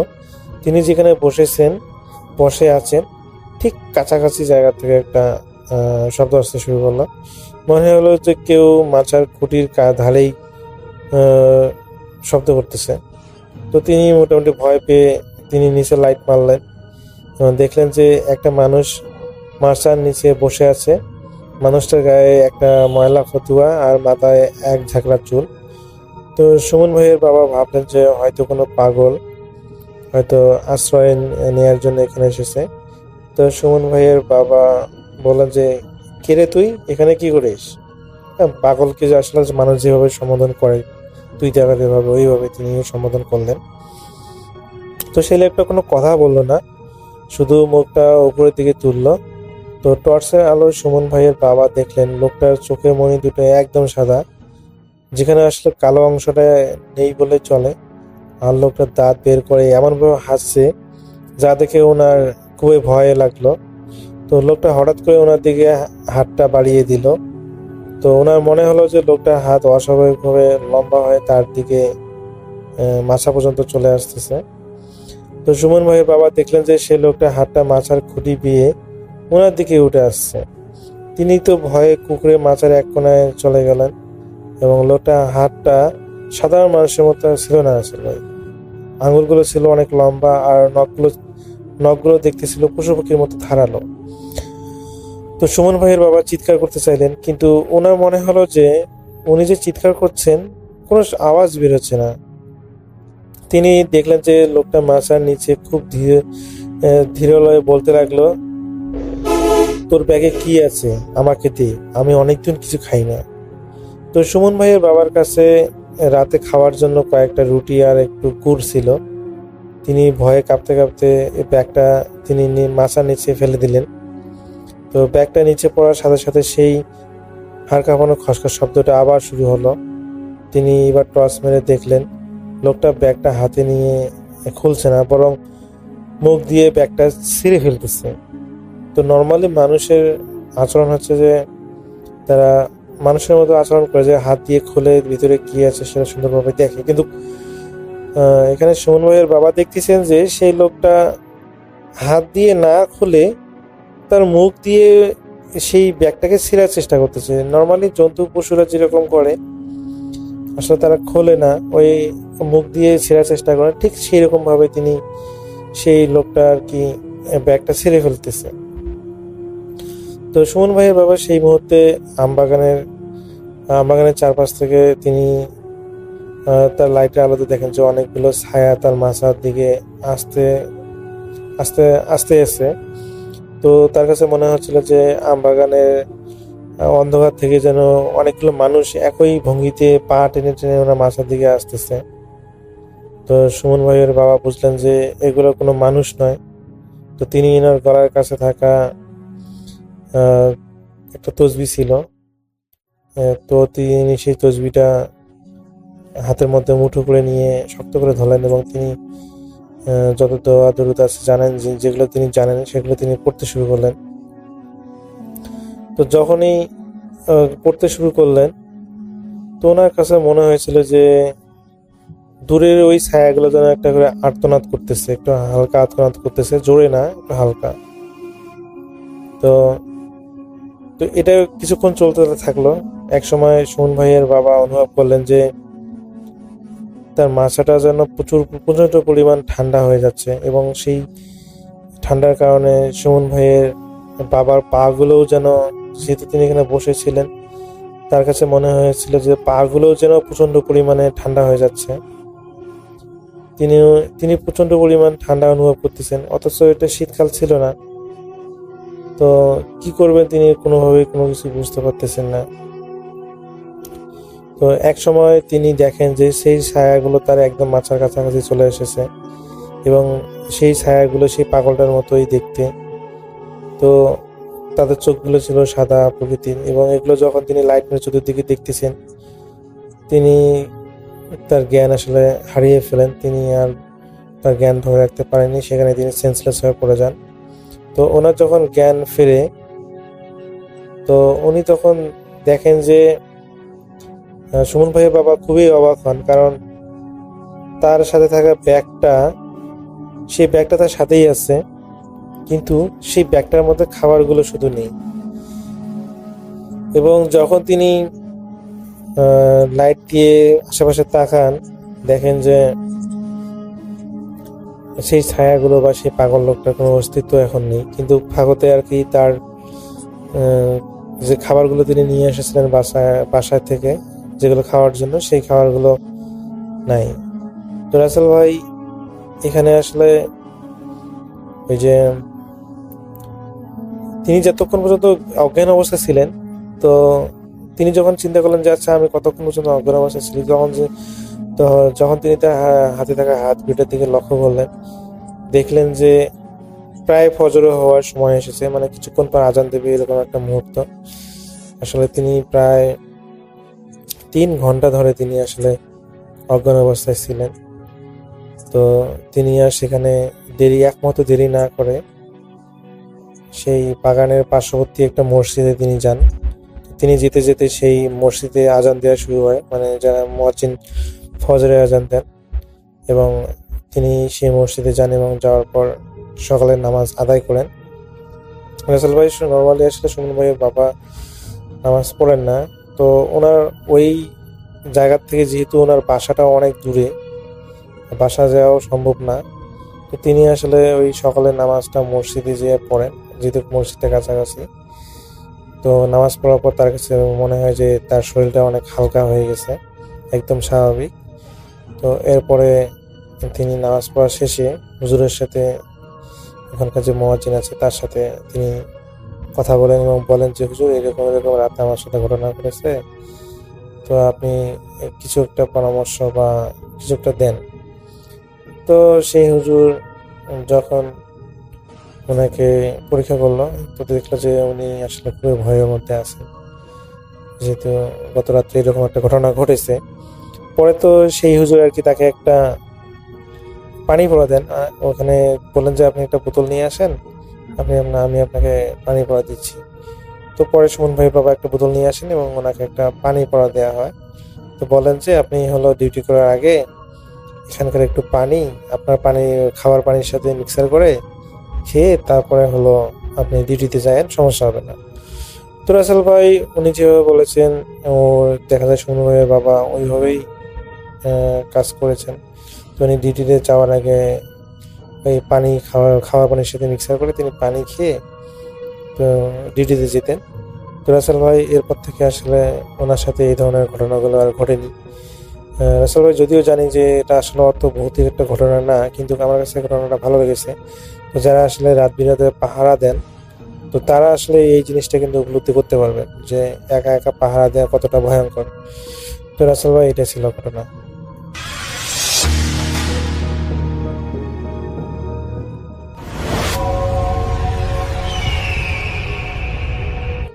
আসসালামু আলাইকুম, আপনাদের সবাইকে সাদর আমন্ত্রণ জানাচ্ছি। আমি আহমেদ বাবু। কেমন আছেন আপনারা? আশা করি সবাই ভালো আছেন। আমি আল্লাহর রহমতে ভালো আছি, আলহামদুলিল্লাহ।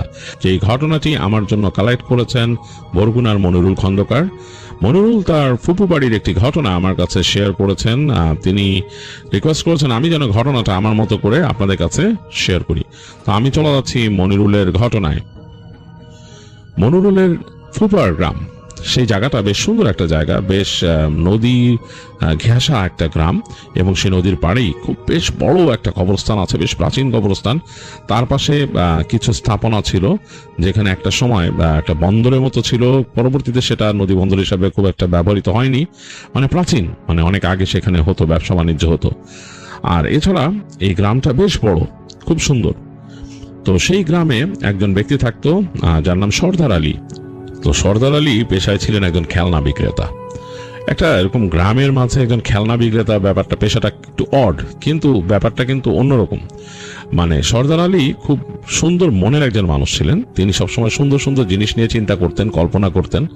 তো একদিন তিনি গিয়েছিলেন আসলে তাদের গ্রামের পাশে, সেই জায়গাটা মানে সেই গ্রামটা একটু ডেভেলপড, মানে অনেক কিছু সেখানে কিছু আটার কল ইত্যাদি ইত্যাদি অনেক কিছু আছে। সেখানে গিয়েছিলেন, সেখানে গিয়ে তিনি দেখলেন যখন একটা কাচের ফ্যাক্টরি আছে, মানে কাচের চুড়ি, কাচের জিনিসপত্র এগুলো তৈরি হয় সেখানে, কাচের ফুল এগুলো বানায়। তো তিনি সেখানে গিয়ে, মানে তখন তার বয়স কম, তিনি মন্ত্রমুগ্ধের মতো তাকিয়েছিলেন কৈশোরে।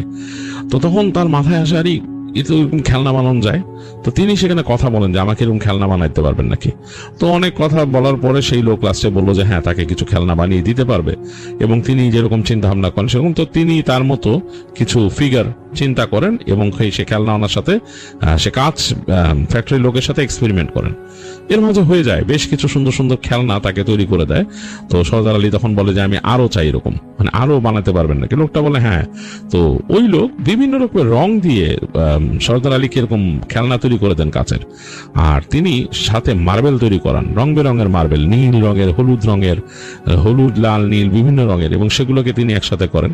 তো যাই হোক, এই খেলনার সাথে তিনি অ্যাড করেন মাটির খেলনা। ওখানকার যারা ওই মাটি দিয়ে কাজ করে কুমাররা, তাদের সাথে কথা বলে বিভিন্ন রকমের পুতুল, বিভিন্ন রকমের জিনিসপত্র, বাচ্চাদের খেলার জিনিস এগুলো তৈরি করেন, এবং সেগুলোকে তিনি রং করতেন তুলি দিয়ে। আর একই সাথে তিনি কাঠমিস্ত্রির কাছে যেও ছোট ছোট খেলনা তৈরি করান, ছোট টেবিল, আলমারি ইত্যাদি ইত্যাদি। তো মোটামুটি তার ওই কৈশোর থেকে তিনি একটু বেরিয়ে আসছেন যখন, তখনই বাড়িতে বলেন যে আমি খেলনার ব্যবসা করব, এবং তিনি কিন্তু এগুলো তার জমানো টাকা দিয়ে এগুলো করছিলেন। এবং প্রথমবার যখন তিনি টোটাল খেলনাগুলো নিয়ে, তাদের ওখানে একটা হাট বসতো, মানে এই বিভিন্ন গ্রামের একত্র করা একটা হাট বিশেষ দিনে। তো সেই হাটে তিনি গিয়েছিলেন সব খেলনা নিয়ে, এবং তিনি একেবারে মানে বিক্রি করে ফেলেন, কঠিনভাবে বিক্রি করেন। এবং কিছু খেলনা বেঁচে ছিল, সেটা তিনি আসার পথে বিক্রি করে ফেলেন লঞ্চে। তো এবং মোটামুটি বেশ লাভ করেন সর্দার আলী। এরপর থেকে শুরু হয়ে যায় তার এই খেলনার ব্যবসা, এবং তিনি বেশ ভালোই আয় করতেন। তিনি ওই বিশেষ দিনে হাটে চলে যেতেন, এবং তিনি আবার ওই যে আসার সময় লঞ্চেও যাওয়া আসার সময় কিছু বিক্রি করতেন। এতে করে তার খেলনা বিক্রি হতো, ভালোই তার আয় রোজগার হতো। তো সেখান থেকে তার সাথে যে বন্ধু ছিল, বন্ধুদের কিন্তু জিনিসটা খুব বেশি ভালো লাগে নাই, কারণ তার বন্ধুরা সেরকম সাকসেসফুল কেউ হতে পারে নাই।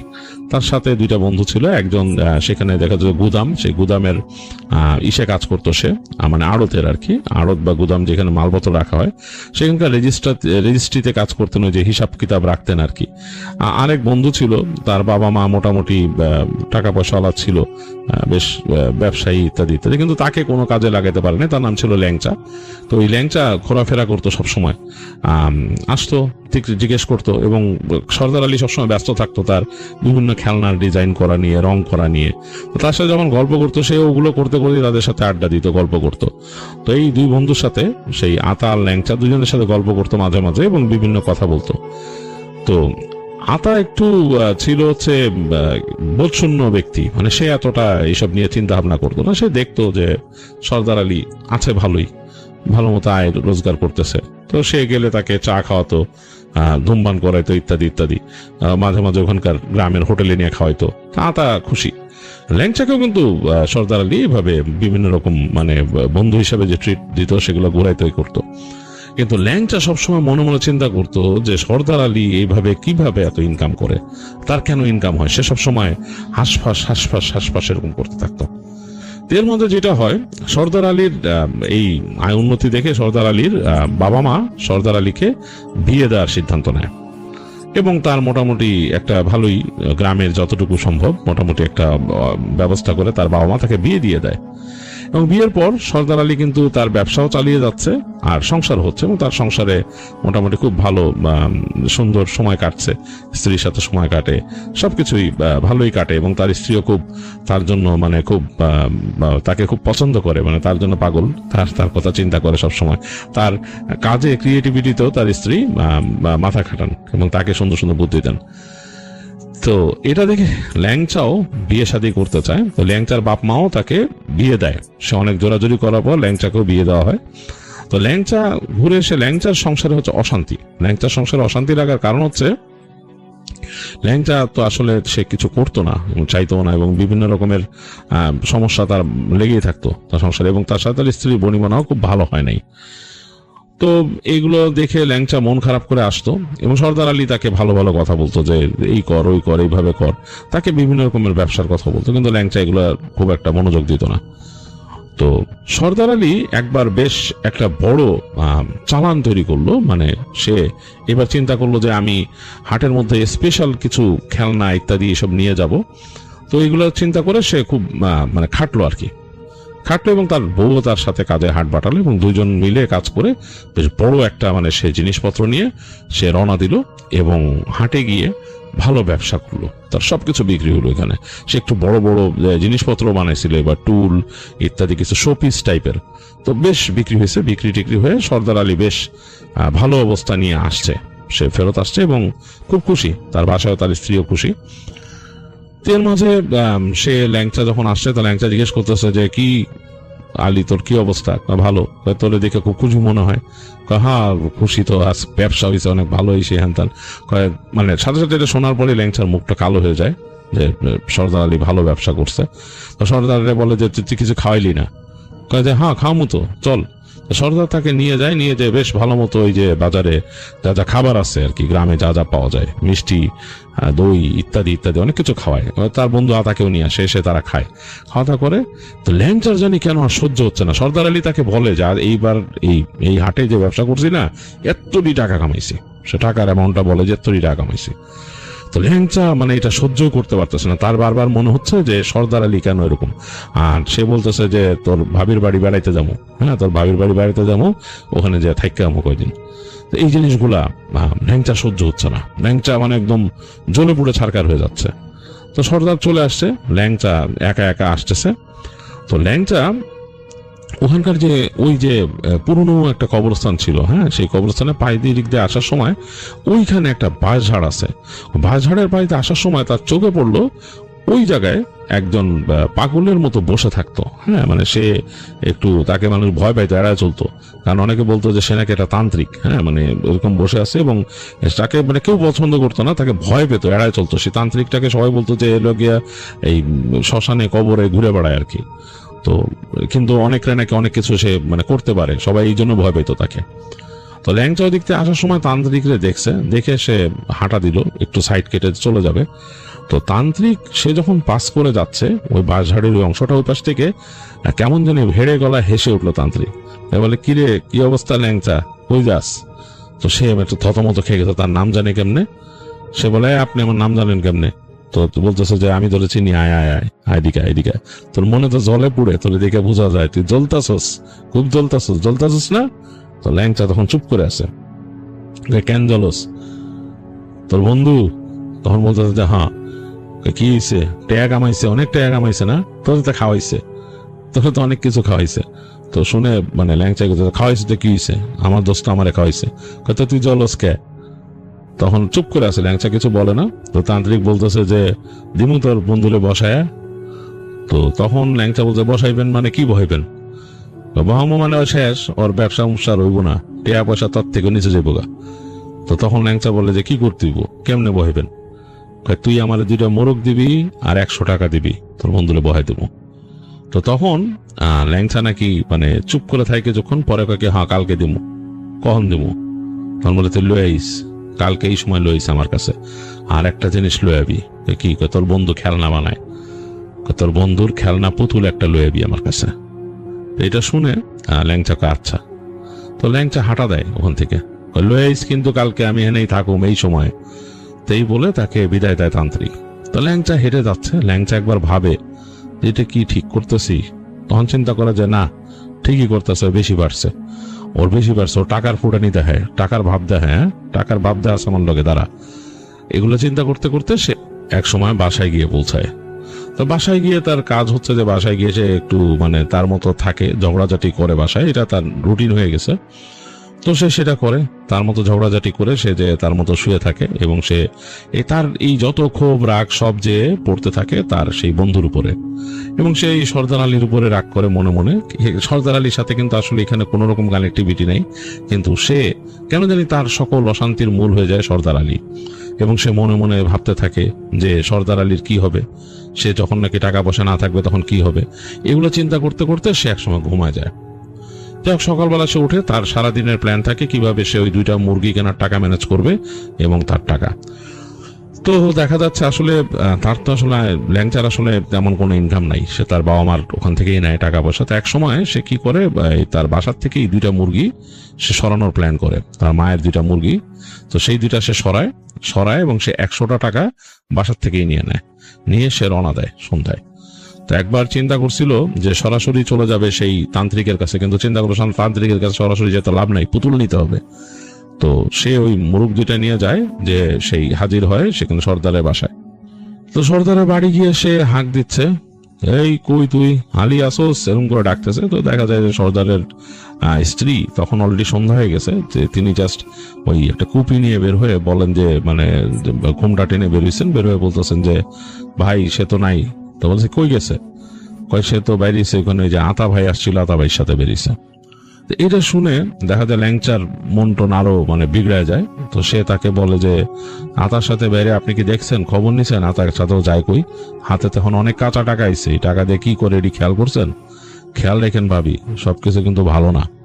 তো তার স্ত্রী বলে যে না, আপনার ভাই তো অন্যরকম মানুষ, অন্যরকম হইলে আরো অন্যরকম হয়ে যায়, বুঝেন না, আর আতা তো ভালো না, ও বুঝেন তো আর কি করে, ওর এখানে আড়ত আছে, আড়তে যে নেশা পানি করে এই সেই। তো এগুলো বলে সে সর্দার আলীর স্ত্রীর মাথায় উল্টাপাল্টা চিন্তা ঢুকায়। সে বলে কি যে ওর খেলনাগুলো কই রাখছে, ওর খেলনাগুলো একটু দেখতে আইছিলাম কেমন খেলনা বানাইছে। তো তখন তার স্ত্রী বলে যে দেখবেন খেলনা, দেখবেন, দেখেন কি সুন্দর কিছু পুতুল বানাইছে। বলে তিনি বলে দাঁড়ান আমি হারিকেন নিয়ে আসি। তো সর্দার আলীর স্ত্রী ঘর থেকে হারিকেন নিয়ে আসে, এসে তার ওই একটা পাশের যে এরকম কামরার মতো ছিল এক্সটেন্ডেড, মানে একটা এরকম ছাউনির মতো করছিল সর্দার আলী, সেটার দরজা খুলে হারিকেন নিয়ে দেখায়। তো ওইখানে ল্যাংচাও কি দিয়ে দেখে যে সুন্দর করে থরে থরে খেলনা সাজানো এসে, তো কাচের কতগুলা সুন্দর সুন্দর পুতুলের মতো তৈরি করছে। এগুলো আবার রং করতো, মানে এগুলো তো রং করা একটা কাঁচা, তার উপর আবার তুলি দিয়ে সুন্দর করে রং করতে হচ্ছে সর্দার আলী। তো সে ওখান থেকে একটা পুতুল আস্তে করে নেয়, নিয়ে বলে কি এটা আমি নেই ভাবি, নিবেন? তো ল্যাংচা বলে যে হ্যাঁ আমার খুব ভালো লাগছে এই পুতুলটা, আমি নিয়ে যাই, আপনি বললেন আলীতে যে আমি নিছি, ও রাগ করবো না, লগেন আমার দাম দিয়ে দেবো এটার। তো তখন তার স্ত্রী মানে সর্দার আলী স্ত্রী সাথে সাথে বলে আরে না দাম দেওয়া লাগবো না, আপনি নিয়ে যান, অসুবিধা নাই। তো সে বলে কেউ নিজে হাতেই তো এগুলো বানাইছে না, নিজেই আঁকছে, হ্যাঁ। তো সে আর কোনো কথা না বলে পুতুলটা সুন্দর করে নিয়ে বলে আপনার হাতে দেখছি মুরগা কই নিয়ে যান, কয় কিনলাম বাসার লিগা। তো তার স্ত্রী বলে যে হ্যাঁ, কয় যে সর্দার আনে না, হাতে করে কিছু আনে না? আরে আপনি তো দেখি সর্দার দেখে অন্যরকম হয়ে গেছে, তো বিয়ের আগে কত কিছু ঘরে লইতো হাতে করে, এখন আর আনে না। আমি মাঝে মাঝেই বাসায় যাওয়ার সময় মাছ মুরগি যা পারি কিনে নিয়ে যাই। তো তখন সর্দারের স্ত্রী একটু গোমড়া হয়ে যায়, বলে আচ্ছা ঠিক আছে ভাই, তাই বলে বিদায় দেয়। তো ল্যাংচা ওখান থেকে পুতুল আর তার সেই মুরগি নিয়ে সে হাঁটা দেয়। তো হাঁটতে হাঁটতে সে বের হয়ে যায় সর্দার আলীর জায়গা থেকে, এবং এক সময় সে সেই যে বাঁশঝাড় ছিল ওই কবরস্থান ছাড়ায় অনেক দূর গেলে সেখানে সে বাঁশঝাড়ের ওইখানে, মানে বাঁশঝাড়টা হচ্ছে এরকম যে রাস্তা দিয়ে হেঁটে গেলে হঠাৎ করে ভাতে বেশ বড় একটা বাঁশের ঝাড়, মানে বিভিন্ন রকম ভাবে বাঁশ জন্মাইছে বিন্যাসে, এবং ঘুরে মাঝখান দিয়ে রাস্তাটা চলে গেছে, এবং দুই পাশে কিন্তু বাঁশ, ঘুরতে ঘুরতে এক জায়গা মাঝখানে বেশ খানিকটা ফাঁকা জায়গা, ওই জায়গা আবার একসাথে অনেকগুলো বাঁশ জন্মাইছে। ওই জায়গায় ওই তান্ত্রিকটা বসছে গতকালকে। আজকে ও যখন যাচ্ছে তখন কিন্তু অন্ধকার হয়ে গেছে, হাতেই মোরগ মানে মুরগি, সেটার কক কক শব্দ হচ্ছে। হেঁটে সে ওখান দিয়ে ঢুকলো বাঁশঝাড়ে, ওখান দিয়ে হেঁটে হেঁটে সে একদম ওই ফাঁক ফোকর দিয়ে চলে গেল, যে দেখে যে হ্যাঁ ওই জায়গায় ওই তান্ত্রিক বসে আছে, এবং তান্ত্রিক একটা এরকম পিদিম জ্বালাইছে, মাটির একটা এরকম সরার মতো পিদিম জ্বালাইছে, কেমন যেন একটা উদ্ভট একটা গন্ধ ছুটতেছে সেখান থেকে, এবং তান্ত্রিককে একেবারে অন্যরকম লাগতেছে দেখতে, মানে ভয়ানক লাগতেছে, কারণ সে তার মতো কাপড় পরে আছে, এবং সাধারণত দেখা যেত যে অনেক তান্ত্রিক ছিল তারা গেরুয়া কাপড় পরে, কিন্তু এই তান্ত্রিক দেখা যাচ্ছে কালো রঙের একটা কাপড় পেঁচানো শরীরে, এবং মাথার মধ্যে জট টট লেগে আছে অন্যরকম। তো মানে বেশ ভয়ঙ্কর লাগতেছে দেখে। তো ল্যাংচা মানে তান্ত্রিককে দেখে একটু ভয়ই পায় সে। তান্ত্রিকের কাছে আসার সাথে সাথেই তান্ত্রিক বলতেছে, যাইছস? হ্যাঁ। জিনিস লো আইসোস আমার? হ্যাঁ। টাকা লো আইসোস? হ্যাঁ। দে, মুরগা রাখ, এখানে রাখ। তো সে মুরগি যেটা রাখে ওখানে, টাকা দে। তো সে টাকাটাও তান্ত্রিকরা দেয়। তান্ত্রিক এরকম টাকাটা নিয়ে তার ওখানে একটা ছিল, এটা নিচে ঢুকায় রাখে টাকাটা। তাহলে দেখে হাসে তান্ত্রিক, চোখ না খুলেই হাসতেছে। সেই টাকা তো আনসাস চুরি করে, মুরগিও আনসাস চুরি করে, আবার এই পুতুল এটাও লয়ে এসেছিস মিশা কথা কয়ে। তো থতমত খেয়ে যায় মানে ল্যাংচা, বলে যে আপনার কি? আমি জানছি। হ্যাঁ আনসাস, যাক আমারটা আমারে দিচ্ছিস, এখন তোর কাজ হইব, যা তুই বাসায় যা, তোর আর লাগবো না এখন। তো তখন ল্যাংচা বলে, শেষ, কাজ শেষ, হইব তো? হইব মানে দেখবি তোর বন্ধুর কি হয়, দেখ যা। বলে যা যা, এখনই যা, তো জায়গায় থাকিস না বেশিক্ষণ। তো ল্যাংচা যখন হেঁটে চলে যাচ্ছে, ল্যাংচা চিন্তা করলো এত কিছু দিলাম, মানে কি হবে কে জানে। তো হেঁটে যখন চলে যাচ্ছে তখন তাকে পিছন থেকে ডাক দিল সেই তান্ত্রিক, ল্যাংচা এদিকে এদিকে আয়। তোর মনে কি সন্দেহ ঢুকছে যে কিছু হইব নি আমার বন্ধুর? তো ল্যাংচা বলে, না, এদিকে এদিকে, কাছে আয় কাছে আয়। তো তান্ত্রিক যে কাছে আয় বলতেছে, ল্যাংচা ভয় পাইতেছে। এক সময় তান্ত্রিক বললো আরো কাছে আয়। একদম কাছে আসলো। তো তান্ত্রিক তার ওই যেখানে সে টাকাটা রাখছিল ওইটা নিচে হাত দিল। তো হাত দিয়ে একটা কি জানি বের করে আনলো, হলো রোমস, একটা এরকম ছোট জিনিস। তো এটাকে, এটা ধর। তো মানে সে একটু কেঁপে উঠছে ল্যাংচা, হাত দিয়ে ধরে দেখ একটা রোমস কি জানি, মানে রোমালা। তাকায় দেখে যে একটা বিড়াল টাইপের কিছুর পা, একটা ক্লস, মানে নকালা। বলে এইটা এখন তোর একটা কাজ আছে। কি? এইটা নিয়ে তুই তোর বন্ধুর বাসার কাছে মাটিতে পুঁতে দিবি, ওর সীমানার মধ্যে, তারপর তোর কাজ যা হবার হইব, যা। তো বলছে, না এটা আমি করতে, যা, এটা না হইলে হইব না তোর কাজ, যা। তো ল্যাংচা আর তখন কথা না বাড়ায় সেই জিনিসটা নিয়ে হাঁটা দেয় ওখান থেকে। তো সে বের হয়ে আসতেছে, সে চিন্তা করলো এই একটা ঝামেলা এক্সট্রা, এখন যদি আমি যাই আমার যদি দেখে ফেলে ওখানে কি অবস্থা হবে। এবং তার কাছে একটা অস্বস্তি লাগতেছে। এবং ওই জিনিসটা নিয়ে যখন সে হাঁটতেছে, তার কাছে কেন জানি মনে হইতেছে তার সাথে অন্য কেউ হাঁটতেছে সরসর করে আশপাশ দিয়ে, পাশের গাছপালার পাতা কাঁপতেছে, কেমন দিন লাগতেছে। আর তখনকার সিজন হচ্ছে ঠান্ডা, মানে ঠান্ডা পড়তেছে। তো তার শীতটা আরো বেশি লাগতেছে, বাতাস এসে তাকে বাড়ি মারতেছে গায়ে, মানে কেঁপে কেঁপে উঠতেছে। তো সে একবার চিন্তা করতেছে, তার মনে একবার চিন্তা আসলো যে আমি এগুলা না করে ওই যখন নাকি মানে ও গেছে আতার সাথে, আমিও চলে যেতাম, যে ওখানে যে আড্ডা দিতাম, বন্ধুরা একসাথে ছিলাম, মজা করতাম, মানে তাহলে তো ভালোই হতো। কি দরকার ওর টাকা পয়সা নষ্ট হোক, আর এটা দিয়ে আমার দিকে কি দরকার? এটা ভাবতে ভাবতেই আবার এক সেকেন্ডে তার মনে আসলো যে না, ওর টাকা পয়সা হয়েছে ভাব দেখায়, খুব ওই ভাব ওর ছোটাই তুইব। হ্যাঁ, ভাব দেখা সামান লগে, ভালো ভালো গল্প করো সামান লগে, হ্যাঁ সুখে আসোস, এগুলো বলতে বলতে সে যায়। তো সে ওই বাড়ির কাছে যায়, বন্ধুর মানে সর্দার আলী বাড়ির কাছে যায়। তো যে দেখতেছে বাড়ির ভিতরে ঘরের মধ্যে বাতি জ্বলতেছে, সে আস্তে আস্তে করে কাছে যায়। কাছে গিয়ে সে একদম মানে সর্দার আলী ঘরের পাশে চলে আসে। তখন থেকে হাসাহাসি শব্দ শুনতেছে সে, যে তার বন্ধু বাসায় আসছে এবং তার স্ত্রীর সাথে হেসে হেসে কথা বলতেছে, দুজন হেসে হেসে কথা বলতেছে। এটা শুনে কেন জানি তার কাছে আরো মানে তার শরীরের মধ্যে কেমন জ্বলুনি উঠে যায়। তো সে কি করে, সাথে সাথে মানে হেঁটে চলে যায় বন্ধুর বাসার এই সাইডে। এসে দেখে যে গাছগাছালির পাশে মাটি নরম। তো ওই জায়গায় সে একদম মানে তার বেশ কেমন জানি জিদ লাগতেছে। সে আসলে ব্যক্তিগত পর্যায়ে ল্যাংচা একটু হিংসুর টাইপের মানুষ।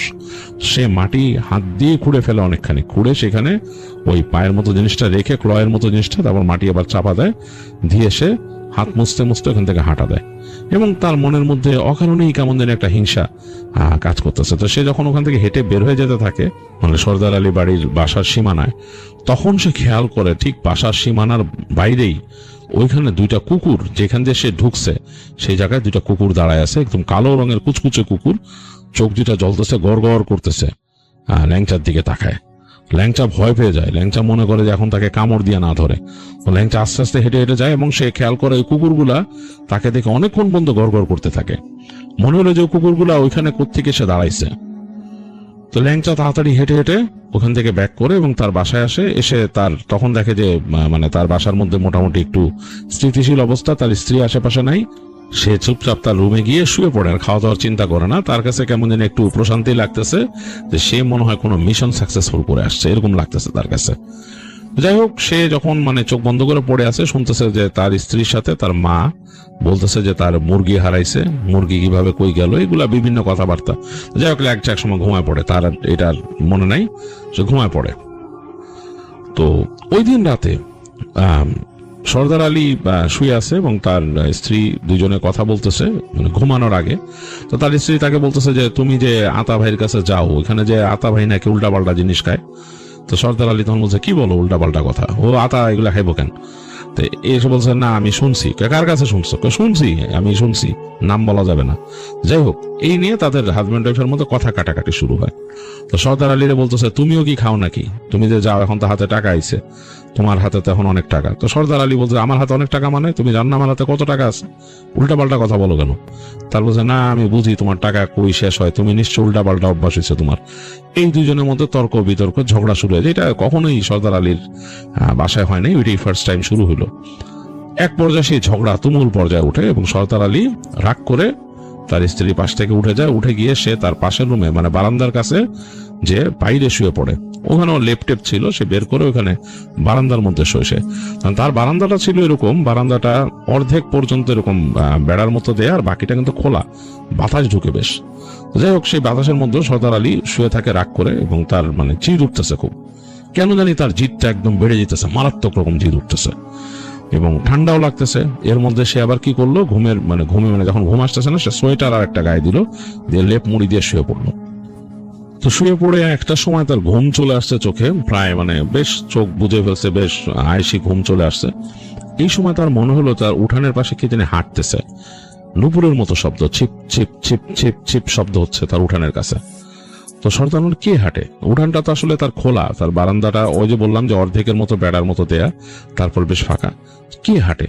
তো সর্দার আলী লেপ সরাইলো, যদিও গায়ের মধ্যে সোয়েটার পরা, তারপর ঠান্ডাটা লাগতেছে।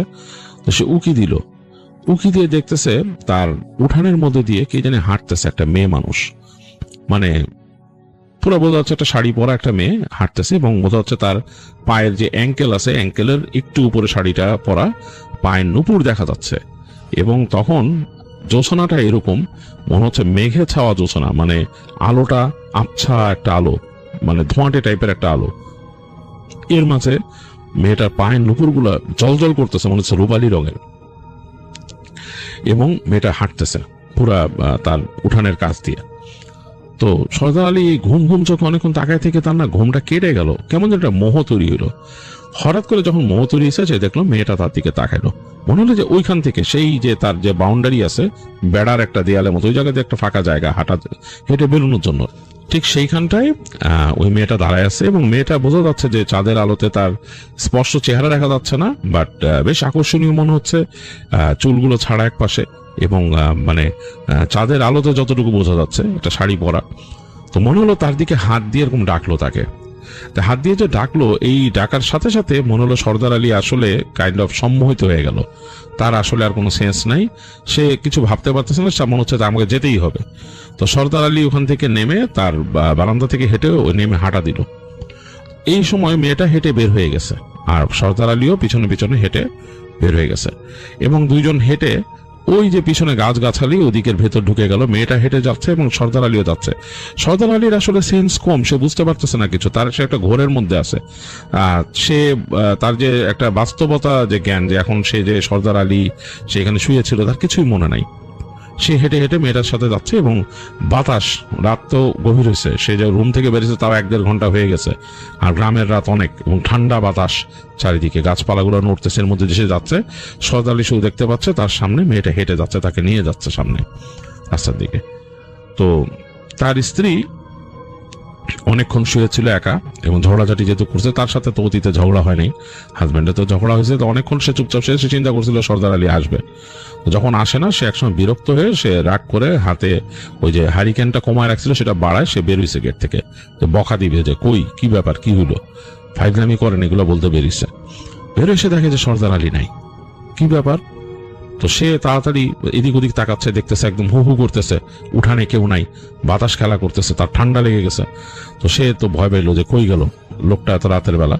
তো সে মানে মানে হিতহিত তার জ্ঞানটা একটু রোপ পেয়ে গেছে, সে তাড়াতাড়ি ওই গায়ের মধ্যে শাল পেঁচায় সে ওই হারিকেনটা নিয়ে বেরিয়েছে উঠানে এদিক ওদিক দেখতেছে। তো হারিকেন উঁচা করে যখন ধরছে, সে দেখতেছে যে তার যে বেড়া পার হয়ে সর্দার আলী হেঁটে হেঁটে যাচ্ছে একদিকে, মানে ওই রাস্তাটা দিয়ে, মানে দুই পাশে গাছ গাছালি, মাঝখান দিয়ে সে দূর থেকে দেখছে। তো সে ওখান থেকে নাম ধরে ডাক দিছে, মানে সাধারণত নাম ধরে ডাকতো না, বাট নাম ধরে ডাকছে আলী। তো দেখে যে থামতেছে না, তো সে তখন ওখান থেকে তাড়াতাড়ি ওই অবস্থান থেকে দৌড় দিছে।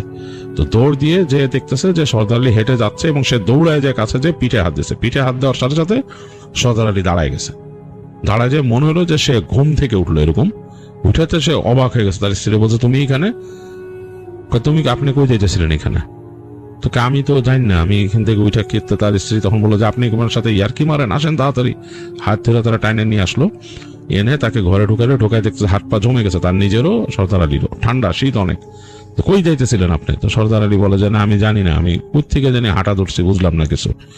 যাই হোক, রাতে ঘুমায় যায় দুইজনে, আর নাই, ঘুমায় যায় ওই রাত্রে, তারা ঘুমায় যায়। তো সকালবেলা ঘুম ভাঙে, সর্দার আলীর ঘুম ভাঙে, উঠে দেখে যে তার স্ত্রী উঠে গেছে, এবং সে উঠে তার জানি কেন জানি মেজাজ খুব খারাপ। সর্দার আলীর খুব রাগ লাগতেছে, নিজে জান না কেন রাগ লাগতেছে। উঠে সে ঘরের থেকে উঠে যায়, তার হাত মুখ ধোয়, ওখানে তার ওখানে চাপকল ছিল, চাপকলে পানি দিয়ে, এবং সে যে হাত মুখ ধুয়ে যে ঢুকে তার খেলনার ওখানে। তো খেলনার ওখানে ঢুকে যে সে তো তার সবকিছু সুন্দর করে রাখা, তো সে বলে যে এই আমার পুতুল কই? দেখা যায় একটা পুতুল নাই তার ওখানে, যে কোনার মধ্যে যে পুতুল করে রাখা, পুতুল নাই। তো সে বলে আমার পুতুল কই? চিল্লাইতে থাকে তার স্ত্রীর সাথে। সে বলে, চিল্লান কেন? কয় যে এরকম পুতুল, আমার এখানে পুতুল ছিল, পুতুল কই? আপনার বন্ধু নিয়ে গেছে। কার কাছে জিজ্ঞেস করে দিছো? তুমি দিছো কেন এটা? আমার না জিজ্ঞে কেন দিছো? কয় যে দিছি, চাইছে, এখন কি কমু? তুমি তো আমার কও নাই যে আইছিল। কয় বলি নাই, আমার মনে নাই। এই দুইজনের মধ্যে আবার ঝগড়া লাগলো, এবং ঝগড়ার এক পর্যায়ে খুবই রাগ করে সর্দার আলী মানে হাতের জিনিসপত্র ফেলে সে হেঁটে বাসার থেকে বাইরে চলে যায়। সে চিন্তা করে যে মানে কোন দিকে যাবে ঠিক নাই, হাঁটা দেয় একদিকে। তো হেঁটে যে সে আসলে যায় আতার ওইখানে, আতার সাথে কথা বলে, গল্প করে, আতার ওখানে বসে থাকে। আতার তাকে চা খাওয়ায়। তার বলে কি হয়েছে? বলে যে বাসায় এরকম ঝগড়াঝাটি। কি রে বেটা, তোর তো এরকম ঝগড়াঝাটি লাগতো না, তোর হঠাৎ করে কি বাসায় ঝগড়াঝাটি লাগলো? এসে এটা কোনো কথা নাকি? রে বেটা চল, বাসায় এগুলা করস নাকি? বলে চল তোর বাসায় যাই, যে দেখি কি হয়েছে ভাবির লোকে তোর। বলে আতা তাকে বাসায় নিয়ে আসে। এসে সর্দার আলী দেখে তার স্ত্রী বাসায় নাই। তার স্ত্রী ছোট একটা কাগজে তাকে লিখে গেছে, আমি আমার বাবার বাসায় গেলাম, আমি এখন আর আসবো না। তো মেজাজটা তো গরম হইলো, সে খুব চিল্লাচিল্লি শুরু করলো। সর্দার আলী হ্যান ত্যান এসে তো আতা তাকে ঠান্ডা করলো। বললো, এই বেটা এইটার করিস না, ভাবির রাগ হয়েছে, গেছে, আবার চলে আসবো, তুই এখন করিস না, আজকে থাকতে দে, যা বাপের বাড়ি। তুই শুধু খবর নিবি যে সে ঠিক আছে কিনা। এটা তুই আজকে রাত্রে তার নিতে পারবি না, কালকে খবর নিস, হে পৌঁছাইবো বাসায়, যেহেতু তার বাপের বাড়ি গেছে, জানে বেশি তো দূর না এখান থেকে, এই তো পাশের গ্রামে। তো তুই শুধু মানে পরে খবর নিস, আর যদি 2 দিন থাকতে দে বাপের বাড়ি, তো দরকার হইলে তুই যে লবি, আর নাইলে হে নিজে আইবো, তোর এত চিন্তা করার কিছু নেই। আর এইগুলা তুই কর বেটা, তুই নামাজ কালাম ঠিক মতো পড়, তোর কি হয়েছে বেটা, এরকম করস কেন? তাকে বুঝায় টুঝায় বলে যে এগুলা চিন্তা করিস না, চল আমরা খেয়ে আসি। তো দুপুরবেলা তাকে নিয়ে খাওয়ায় দাওয়ায়, খাওয়া দাওয়া করায় টোরায়, বলে যে এইসব করিস না, আর কি নিয়ে ঝগড়া লাগছে? তো সে বলে যে এরকম এইগুলা নিয়ে ঝগড়া করেনি মানুষ বেটা, এটা তোর শয়তানে ধরছে, ধর বেটা, এগুলা বুঝায়। তো যাই হোক, বিকালবেলা সর্দার আলী বাসায় আসে, এবং সে তার টুকিটাকি কাজ করার ছিল, সে ওই যে তার খেলনাগুলাকে ঠিক করে, ডিজাইন করার চিন্তা করে, এগুলো সে আর কিছুই করতে পারে না, কাজে হাত দেয়, কাজ হয় না, এগুলো করতে থাকে, তার মন খুব খারাপ হয়ে যায়। সে ওগুলা রেখে চুপচাপ বসে থাকে সন্ধ্যার পরে। তো তখন চিন্তা করে সন্ধ্যা হয়েছে, মানে এখন কি করব, কিছু করার নাই। অন্য সময় তো বউ থাকে, গল্প করে, কথা বলে, আজকে সারাদিন সে আতার সাথে ছিল। তো সে একসময় মন খারাপ করে ঘরের মধ্যে সে শুয়ে পড়ে। সন্ধ্যার পর শুয়ে পড়ে, এক সময় তার ঘুম এসে যায় এবং সে ঘুমায় যায়। তো ঘুমায় গেছে, কতক্ষণ ঘুমাইছে সে বলতে পারবে না। হঠাৎ করে সে শুনতে থাকে যে তার বাড়ির উঠানে কে যেন তার নাম ধরে ডাকতেছে, কিন্তু তার যে নামটা ডাকতেছে এটা তার বাপ ছাড়া কেউ ডাকে না, সেটা হচ্ছে সর্দার। তার বাপ তাকে ডাকে, সর্দার বেটা, এই সর্দার, এভাবে ডাকে তার বাবা। তো সে শুনলো যে তার বাবা ডাকতেছে, সে লাফ দিয়ে উঠে দেখে হারিকেন নিবানো, ঘরের মধ্যে হালকা আলো আধারি, মানে কি জানলার ফাঁক দিয়ে রাতের আলো একটু আসতেছে, মানে ঠান্ডা, বেশ ঠান্ডা। এর মধ্যে সে লাফ দিয়ে উঠে তাড়াতাড়ি লেপটা সরায়, দৌড় দিয়ে যায়, সে ছিটকানিটা হাতের ঠাউরে খুলে ফেলে, মনে করে বাপ ডাকতেছে। মানে তার বাপ, তার বাবার নিয়ম ছিল, তার বাপ যেটা করছিল যে তাদেরকে বিয়ে দিয়ে আলাদা একটা ভিটা দিয়ে দিছিল, তার ভাইকেও তাই করছে। একমাত্র তার বাবার সাথে একমাত্র সর্দার আলীর ছোট ভাই যে আছে সে থাকে, কিন্তু তাই কিন্তু আলাদা করে দিচ্ছে, তার বাবা এই কাজটা করতো আর কি, ভিটাটা আলাদা করে তো ছেলেদের বিয়ে দিয়ে। তো সে মনে করছে বাপ এত রাত্রে কেন আসছে, এমন হইতে পারে মনে হয় আমার শ্বশুর বাড়ির লোকজন নাড়িয়ে দিছে বা কিছু, রাত্রেবেলা বাপ এখন আমার সাইজ করতে আসছে। চিন্তা করে সে দরজা খুলে দেখে উঠান ফাঁকা, খাকা করতেছে, কেউ নাই। তো চিন্তা করলো যে কই, কেউ নাই, আব্বা কই। চিন্তা করে সেই দিক ওদিক তাকায় থেকে হঠাৎ করে দেখে যে তার যে ওই বেরোনোর রাস্তা, যেদিক থেকে মানে তার বাড়ির পিছন দিয়ে বের হয়, ওইখানে দেখে যে মানে আবছাইশের মধ্যে তার কাছে মনে হলো তার বাবা তার ওইখান থেকে যায়, সর্দার এদিকে আয়।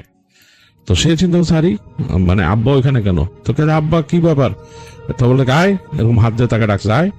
তো সে মানে তাড়াতাড়ি নেমে আর কিছু চিন্তা না করে পায়ে জাস্ট কোনো মতো স্যান্ডেলটা গলা হাঁটা দিল।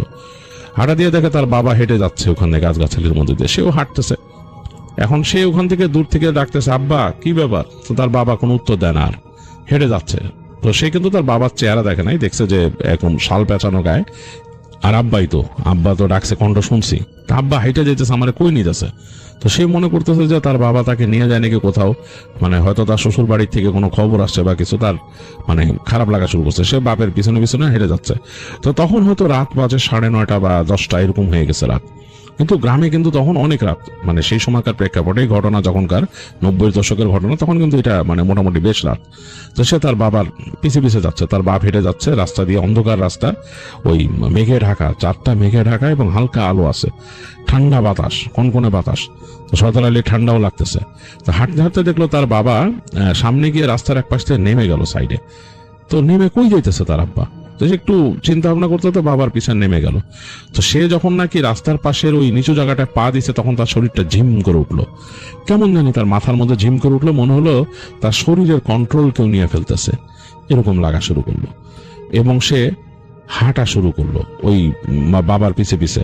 কিন্তু এখন সে তার আর বাপকে দেখতেছে না, এখন তার কাছে মনে হইতেছে তার সামনে কালো একটা ধোঁয়ার কুণ্ডুলির মতো অবয়ব, মানে একটা মানুষের মতো হাইট হবে, বেশ লম্বা, তার বাপ মোটামুটি লম্বা ছিল, সেরকম হাইটেরই একটা কুণ্ডুলির মতো অবয়ব হেঁটে যাচ্ছে এবং সে পিছে পিছে যাচ্ছে। তো সর্দার আলী হেঁটে হেঁটে যাচ্ছে ওটা, এবং তার মনে হচ্ছে যে তার শরীরের উপর তার কন্ট্রোল নাই। এক পর্যায়ে সে কুণ্ডুলির মতো যে অবয়বটা, সেটা ঢুকে গেল পুরনো কবরস্থানে, এবং সর্দার আলীও তার পিছে পিছে ঢুকলো। শুনশান কবরস্থান, কিচ্ছু নাই, একদম মনে হচ্ছে যে মানে একদম নিথর, রাতের শব্দ, রাতের এই ডাকতেছে যে ঝিঝি পোকা, এগুলো ডাকতেছে, এই পোকার শব্দ, আর কিচ্ছু নাই।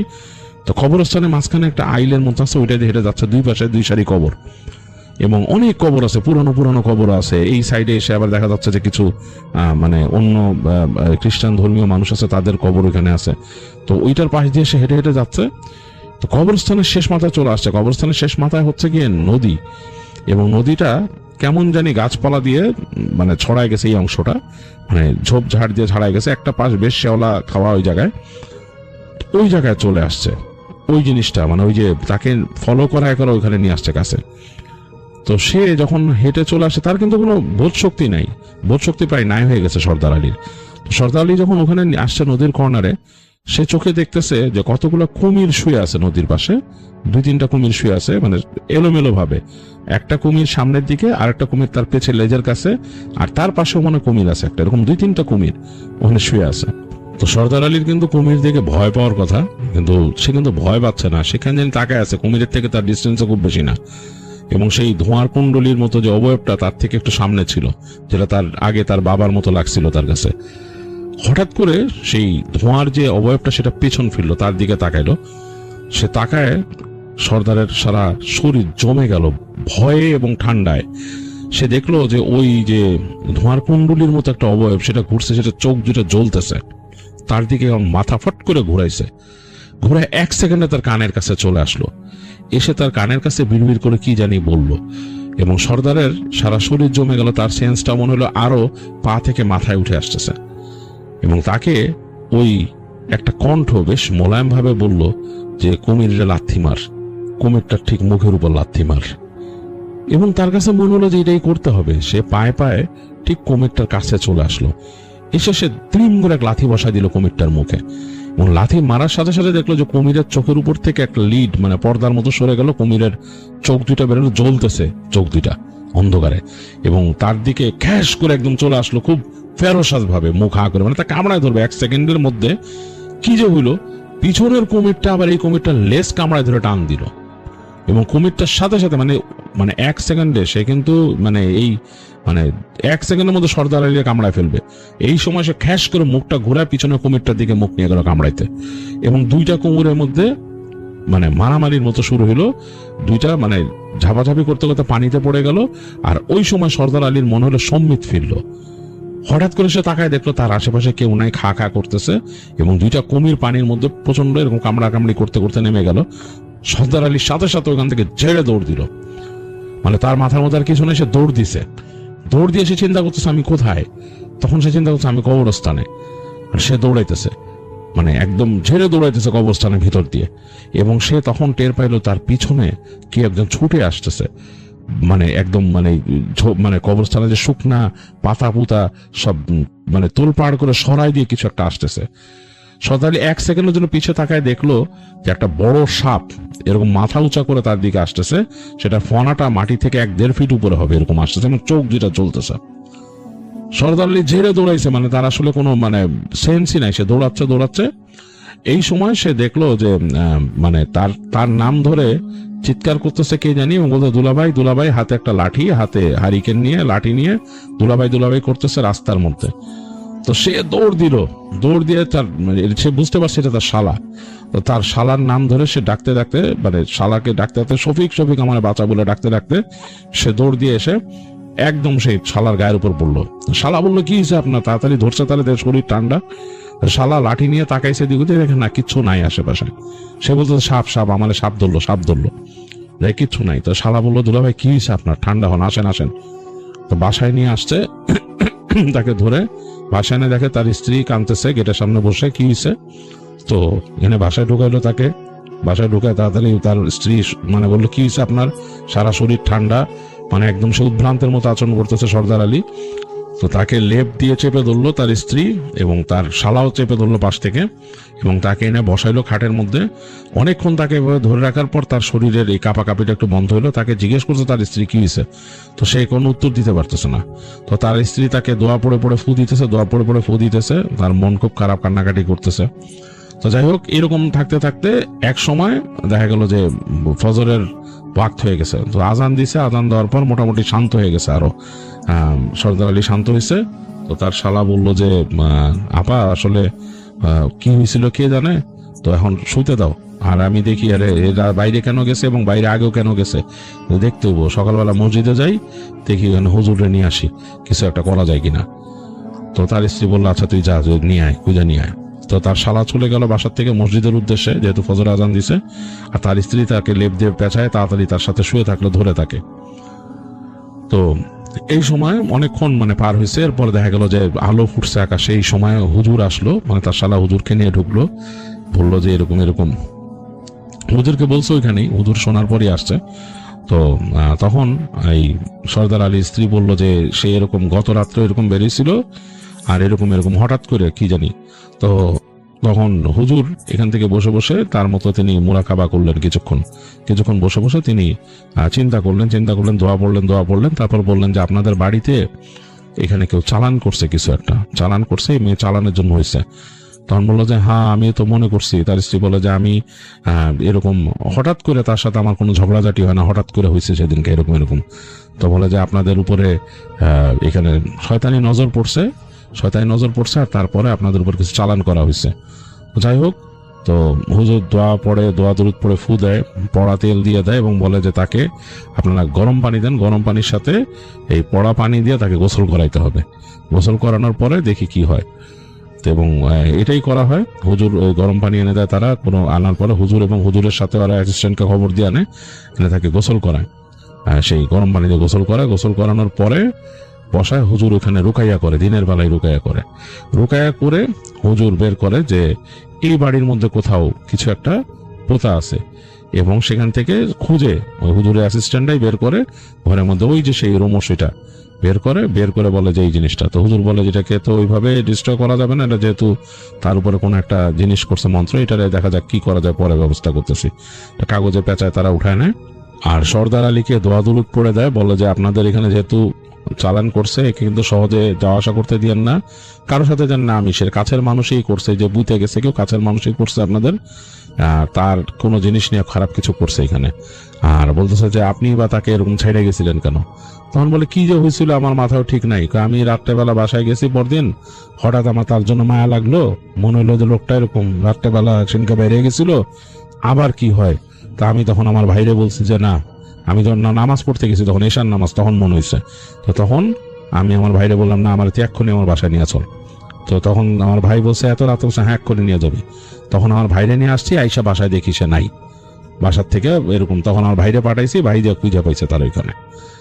তখন বলেই তো মানে তাকে নিয়ে যায় মেরে ফেলাইতো আর কি। তো যাই হোক, তো সর্দার আলীকে তখন জিজ্ঞেস করে, সর্দার আলী তখন কিন্তু মোটামুটি একটু হুশ আসছে, তাকে জিজ্ঞেস করে, হুশ আসছে মানে সে নর্মাল সেন্সে আসছে, জিজ্ঞেস করে কি হয়েছিল।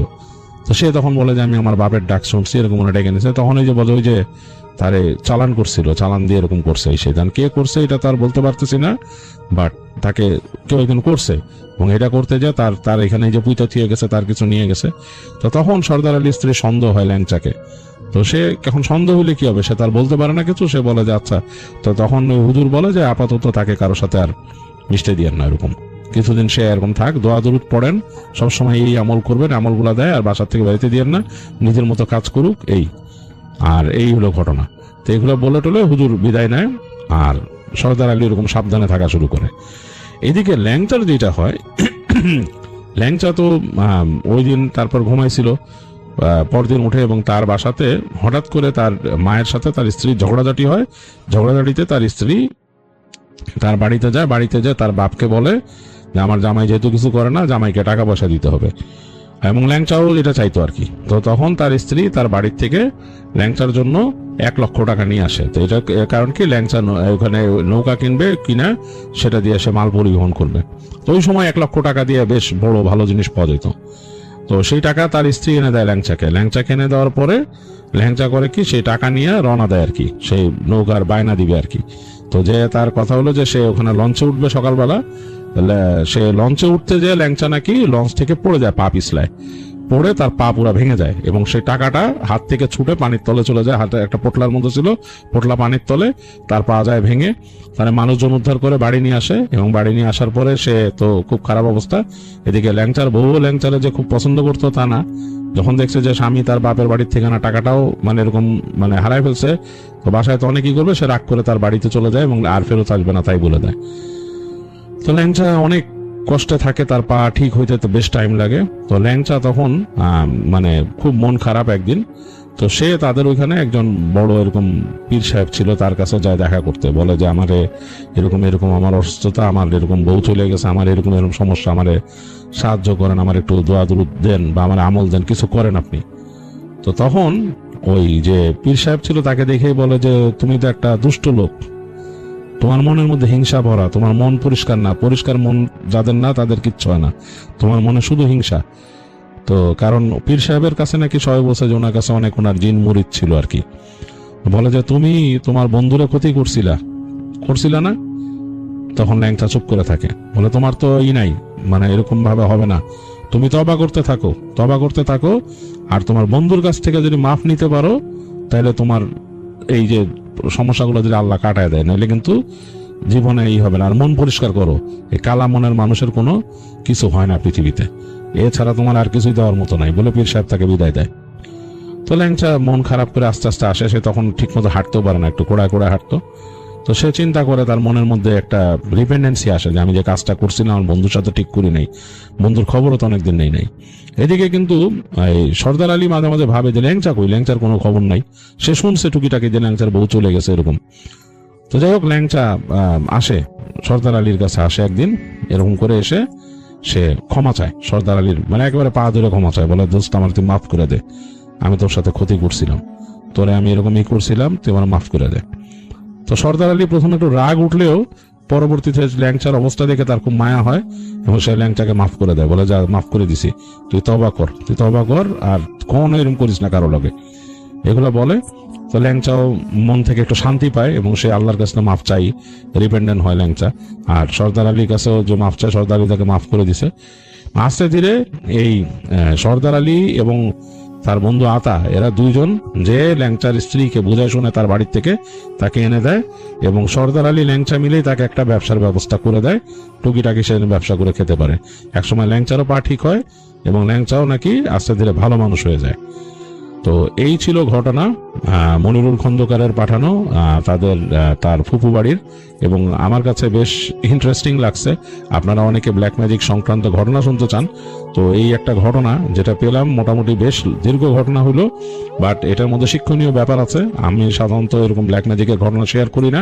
শিক্ষণীয় ব্যাপার হচ্ছে যে হিংসায় পড়ে কারো ক্ষতি করতে হয় না কখনো। যার যার জীবন, যার যার আমল, যার যার সম্পদ তাকে সৃষ্টিকর্তা দিচ্ছেন, আল্লাহ তাআলা প্রোভাইড করছেন। আপনাকে যা প্রোভাইড করছেন আল্লাহ সেটা আপনাকে প্রোভাইড করছেন, তাকে যেটা করছে তাকে দিচ্ছে। তো সুতরাং কারোটাই হিংসা করতে হয় না, নিজের মতো থাকতে হয়, এবং হিংসা করে কোনো লাভ হয় না, পরবর্তীতে ক্ষতি হয়। আল্লাহ তাআলা আপনাকে ক্ষতির দিকেই ধাবিত করেন।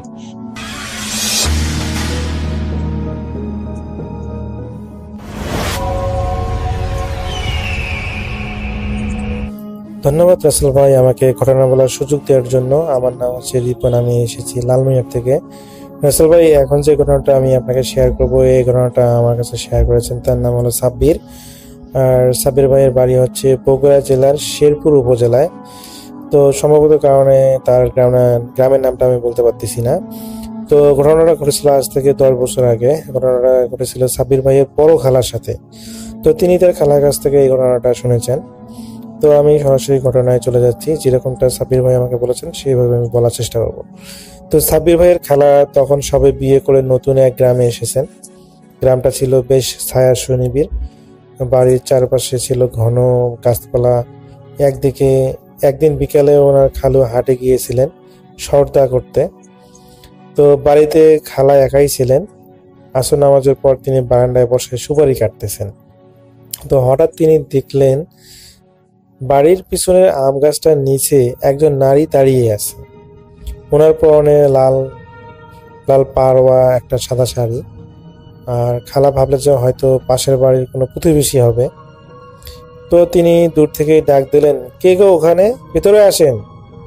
তো যেহেতু আসলে বাড়ির বারান্দার কাছাকাছি ছিল, এই জন্য তিনি আসলে সেই আতিথেয়তার দিক দিয়ে আর কি ওনাকে ডাক দিলেন। কিন্তু সেই নারী কোনো উত্তর দিল না রাসেল ভাই। সে একইভাবে গাছের আড়ালে দাঁড়িয়ে রইল। তো খালা ভাবলেন হয়তো কোনো দরকারে এসেছে, কিন্তু লজ্জা করে আসলে আসতে পারতেছে না বা কিছু বলতেছে না। তো তিনি তার জায়গা থেকে উঠে গিয়ে সেই বাগানের দিকে এগোতে লাগলেন, যেহেতু বাগানটা তার বাড়ির কাছেই ছিল।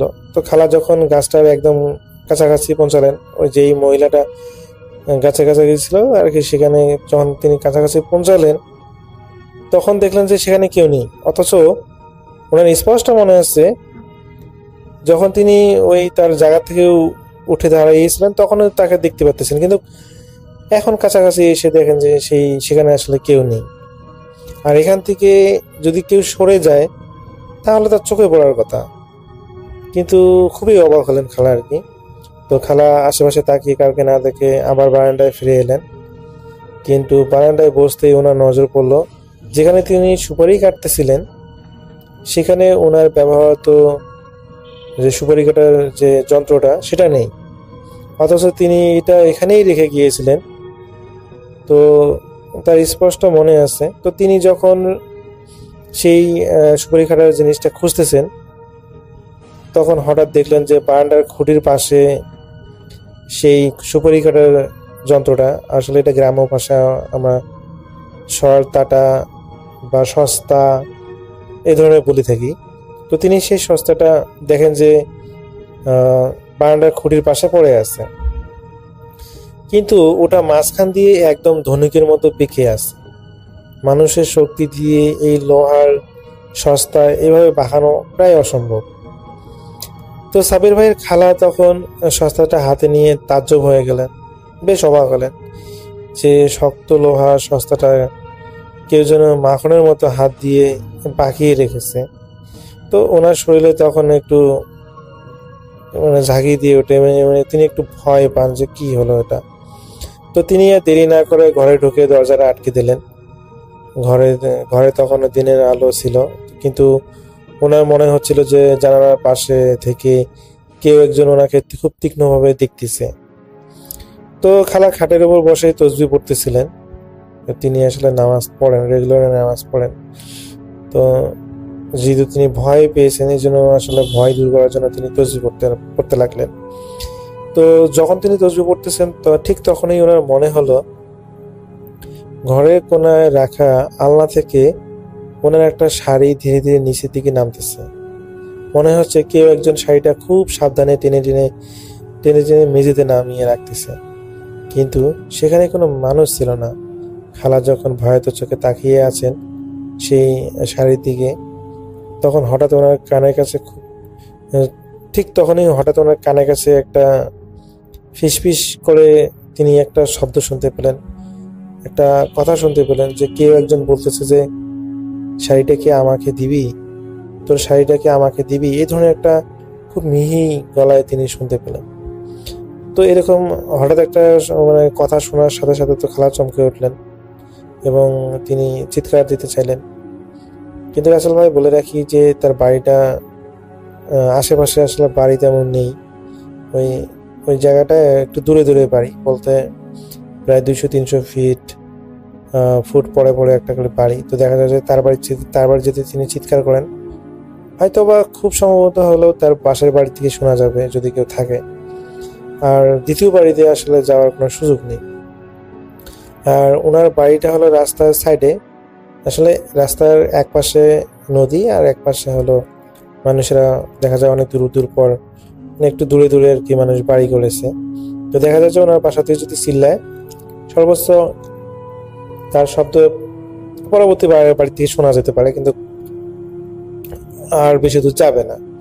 তো উনি চিৎকার করতেছেন। তো তার কাছে মনে হচ্ছে যে যদিও গলা থেকে চিৎকার বের হচ্ছে, কিন্তু চিৎকারটা যেন জোরে হচ্ছে না, মানে একটু ওই যে মহিলার যে মানুষ মানে যে তিনি শব্দটা শুনে মিহি গলা, যেরকম বললাম যে যেরকম শুনতেছিলেন, ওনার কাছে মনে হচ্ছে চিৎকারটা একটা মিহি গলায় তিনি চিৎকার করতেছেন, মানে আদর করে চিৎকার বলা, যেটা বলা হয় আর কি। তো কোনোভাবেই তিনি তার জোরে তিনি চিৎকার করতে পারলেন না। তো তিনি অনুভব করলেন যে পরিবেশটা কিরকম যেন একটা থমথমে হয়ে গেছে। এবং উনি যখন জানালার দিকে তাকালেন, তিনি দেখলেন যে জানালার পর্দাগুলো কিরকম দুলতেছে, মনে হচ্ছে ভূমিকম্প হচ্ছে। তো তিনি খুবই ভয় পেয়ে যান এবং পরক্ষণে তিনি অনুভব করেন যে দরজার মধ্যে একটা ঠকঠক শব্দ। তো এই ঠকঠক শব্দতে তিনি তো আরো ভয় পেয়ে যান যে কি হচ্ছে তার সাথে। তো তারপরে হলো তিনি শুনতে পান যে ওই সাবির ভাইয়ের খালার স্বামী উনি আসলে ওনার ভয়েসে ডাকতেছে, খালাকে ডাকতেছে। তো প্রথমে উনি বিশ্বাস করতেই চাইলেন না যে সত্যি সত্যি ওনার স্বামী ডাকতেছে নাকি অন্য কেউ। তো প্রথম তিনি হলো সাড়া দিচ্ছিলেন না, ভয়ে ঘরের মধ্যে গুটিসুটি হয়ে আছে। কিন্তু ওই খালু আর কি যখন কোনো সাড়া পাচ্ছে না দেখে তিনি বুঝতেছেন যে তিনি ঘরের মধ্যেই আছেন, যেহেতু ঘরের ভিতর থেকে দরজা লাগানো। তো খালু প্রচন্ড পরিমাণ জোরে জোরে তার নাম ধরে ডাকা শুরু করলো। তারপরে খালা বুঝতে পারলেন যে এবার হয়তো তার সত্যি সত্যি তার স্বামী চলে এসেছে।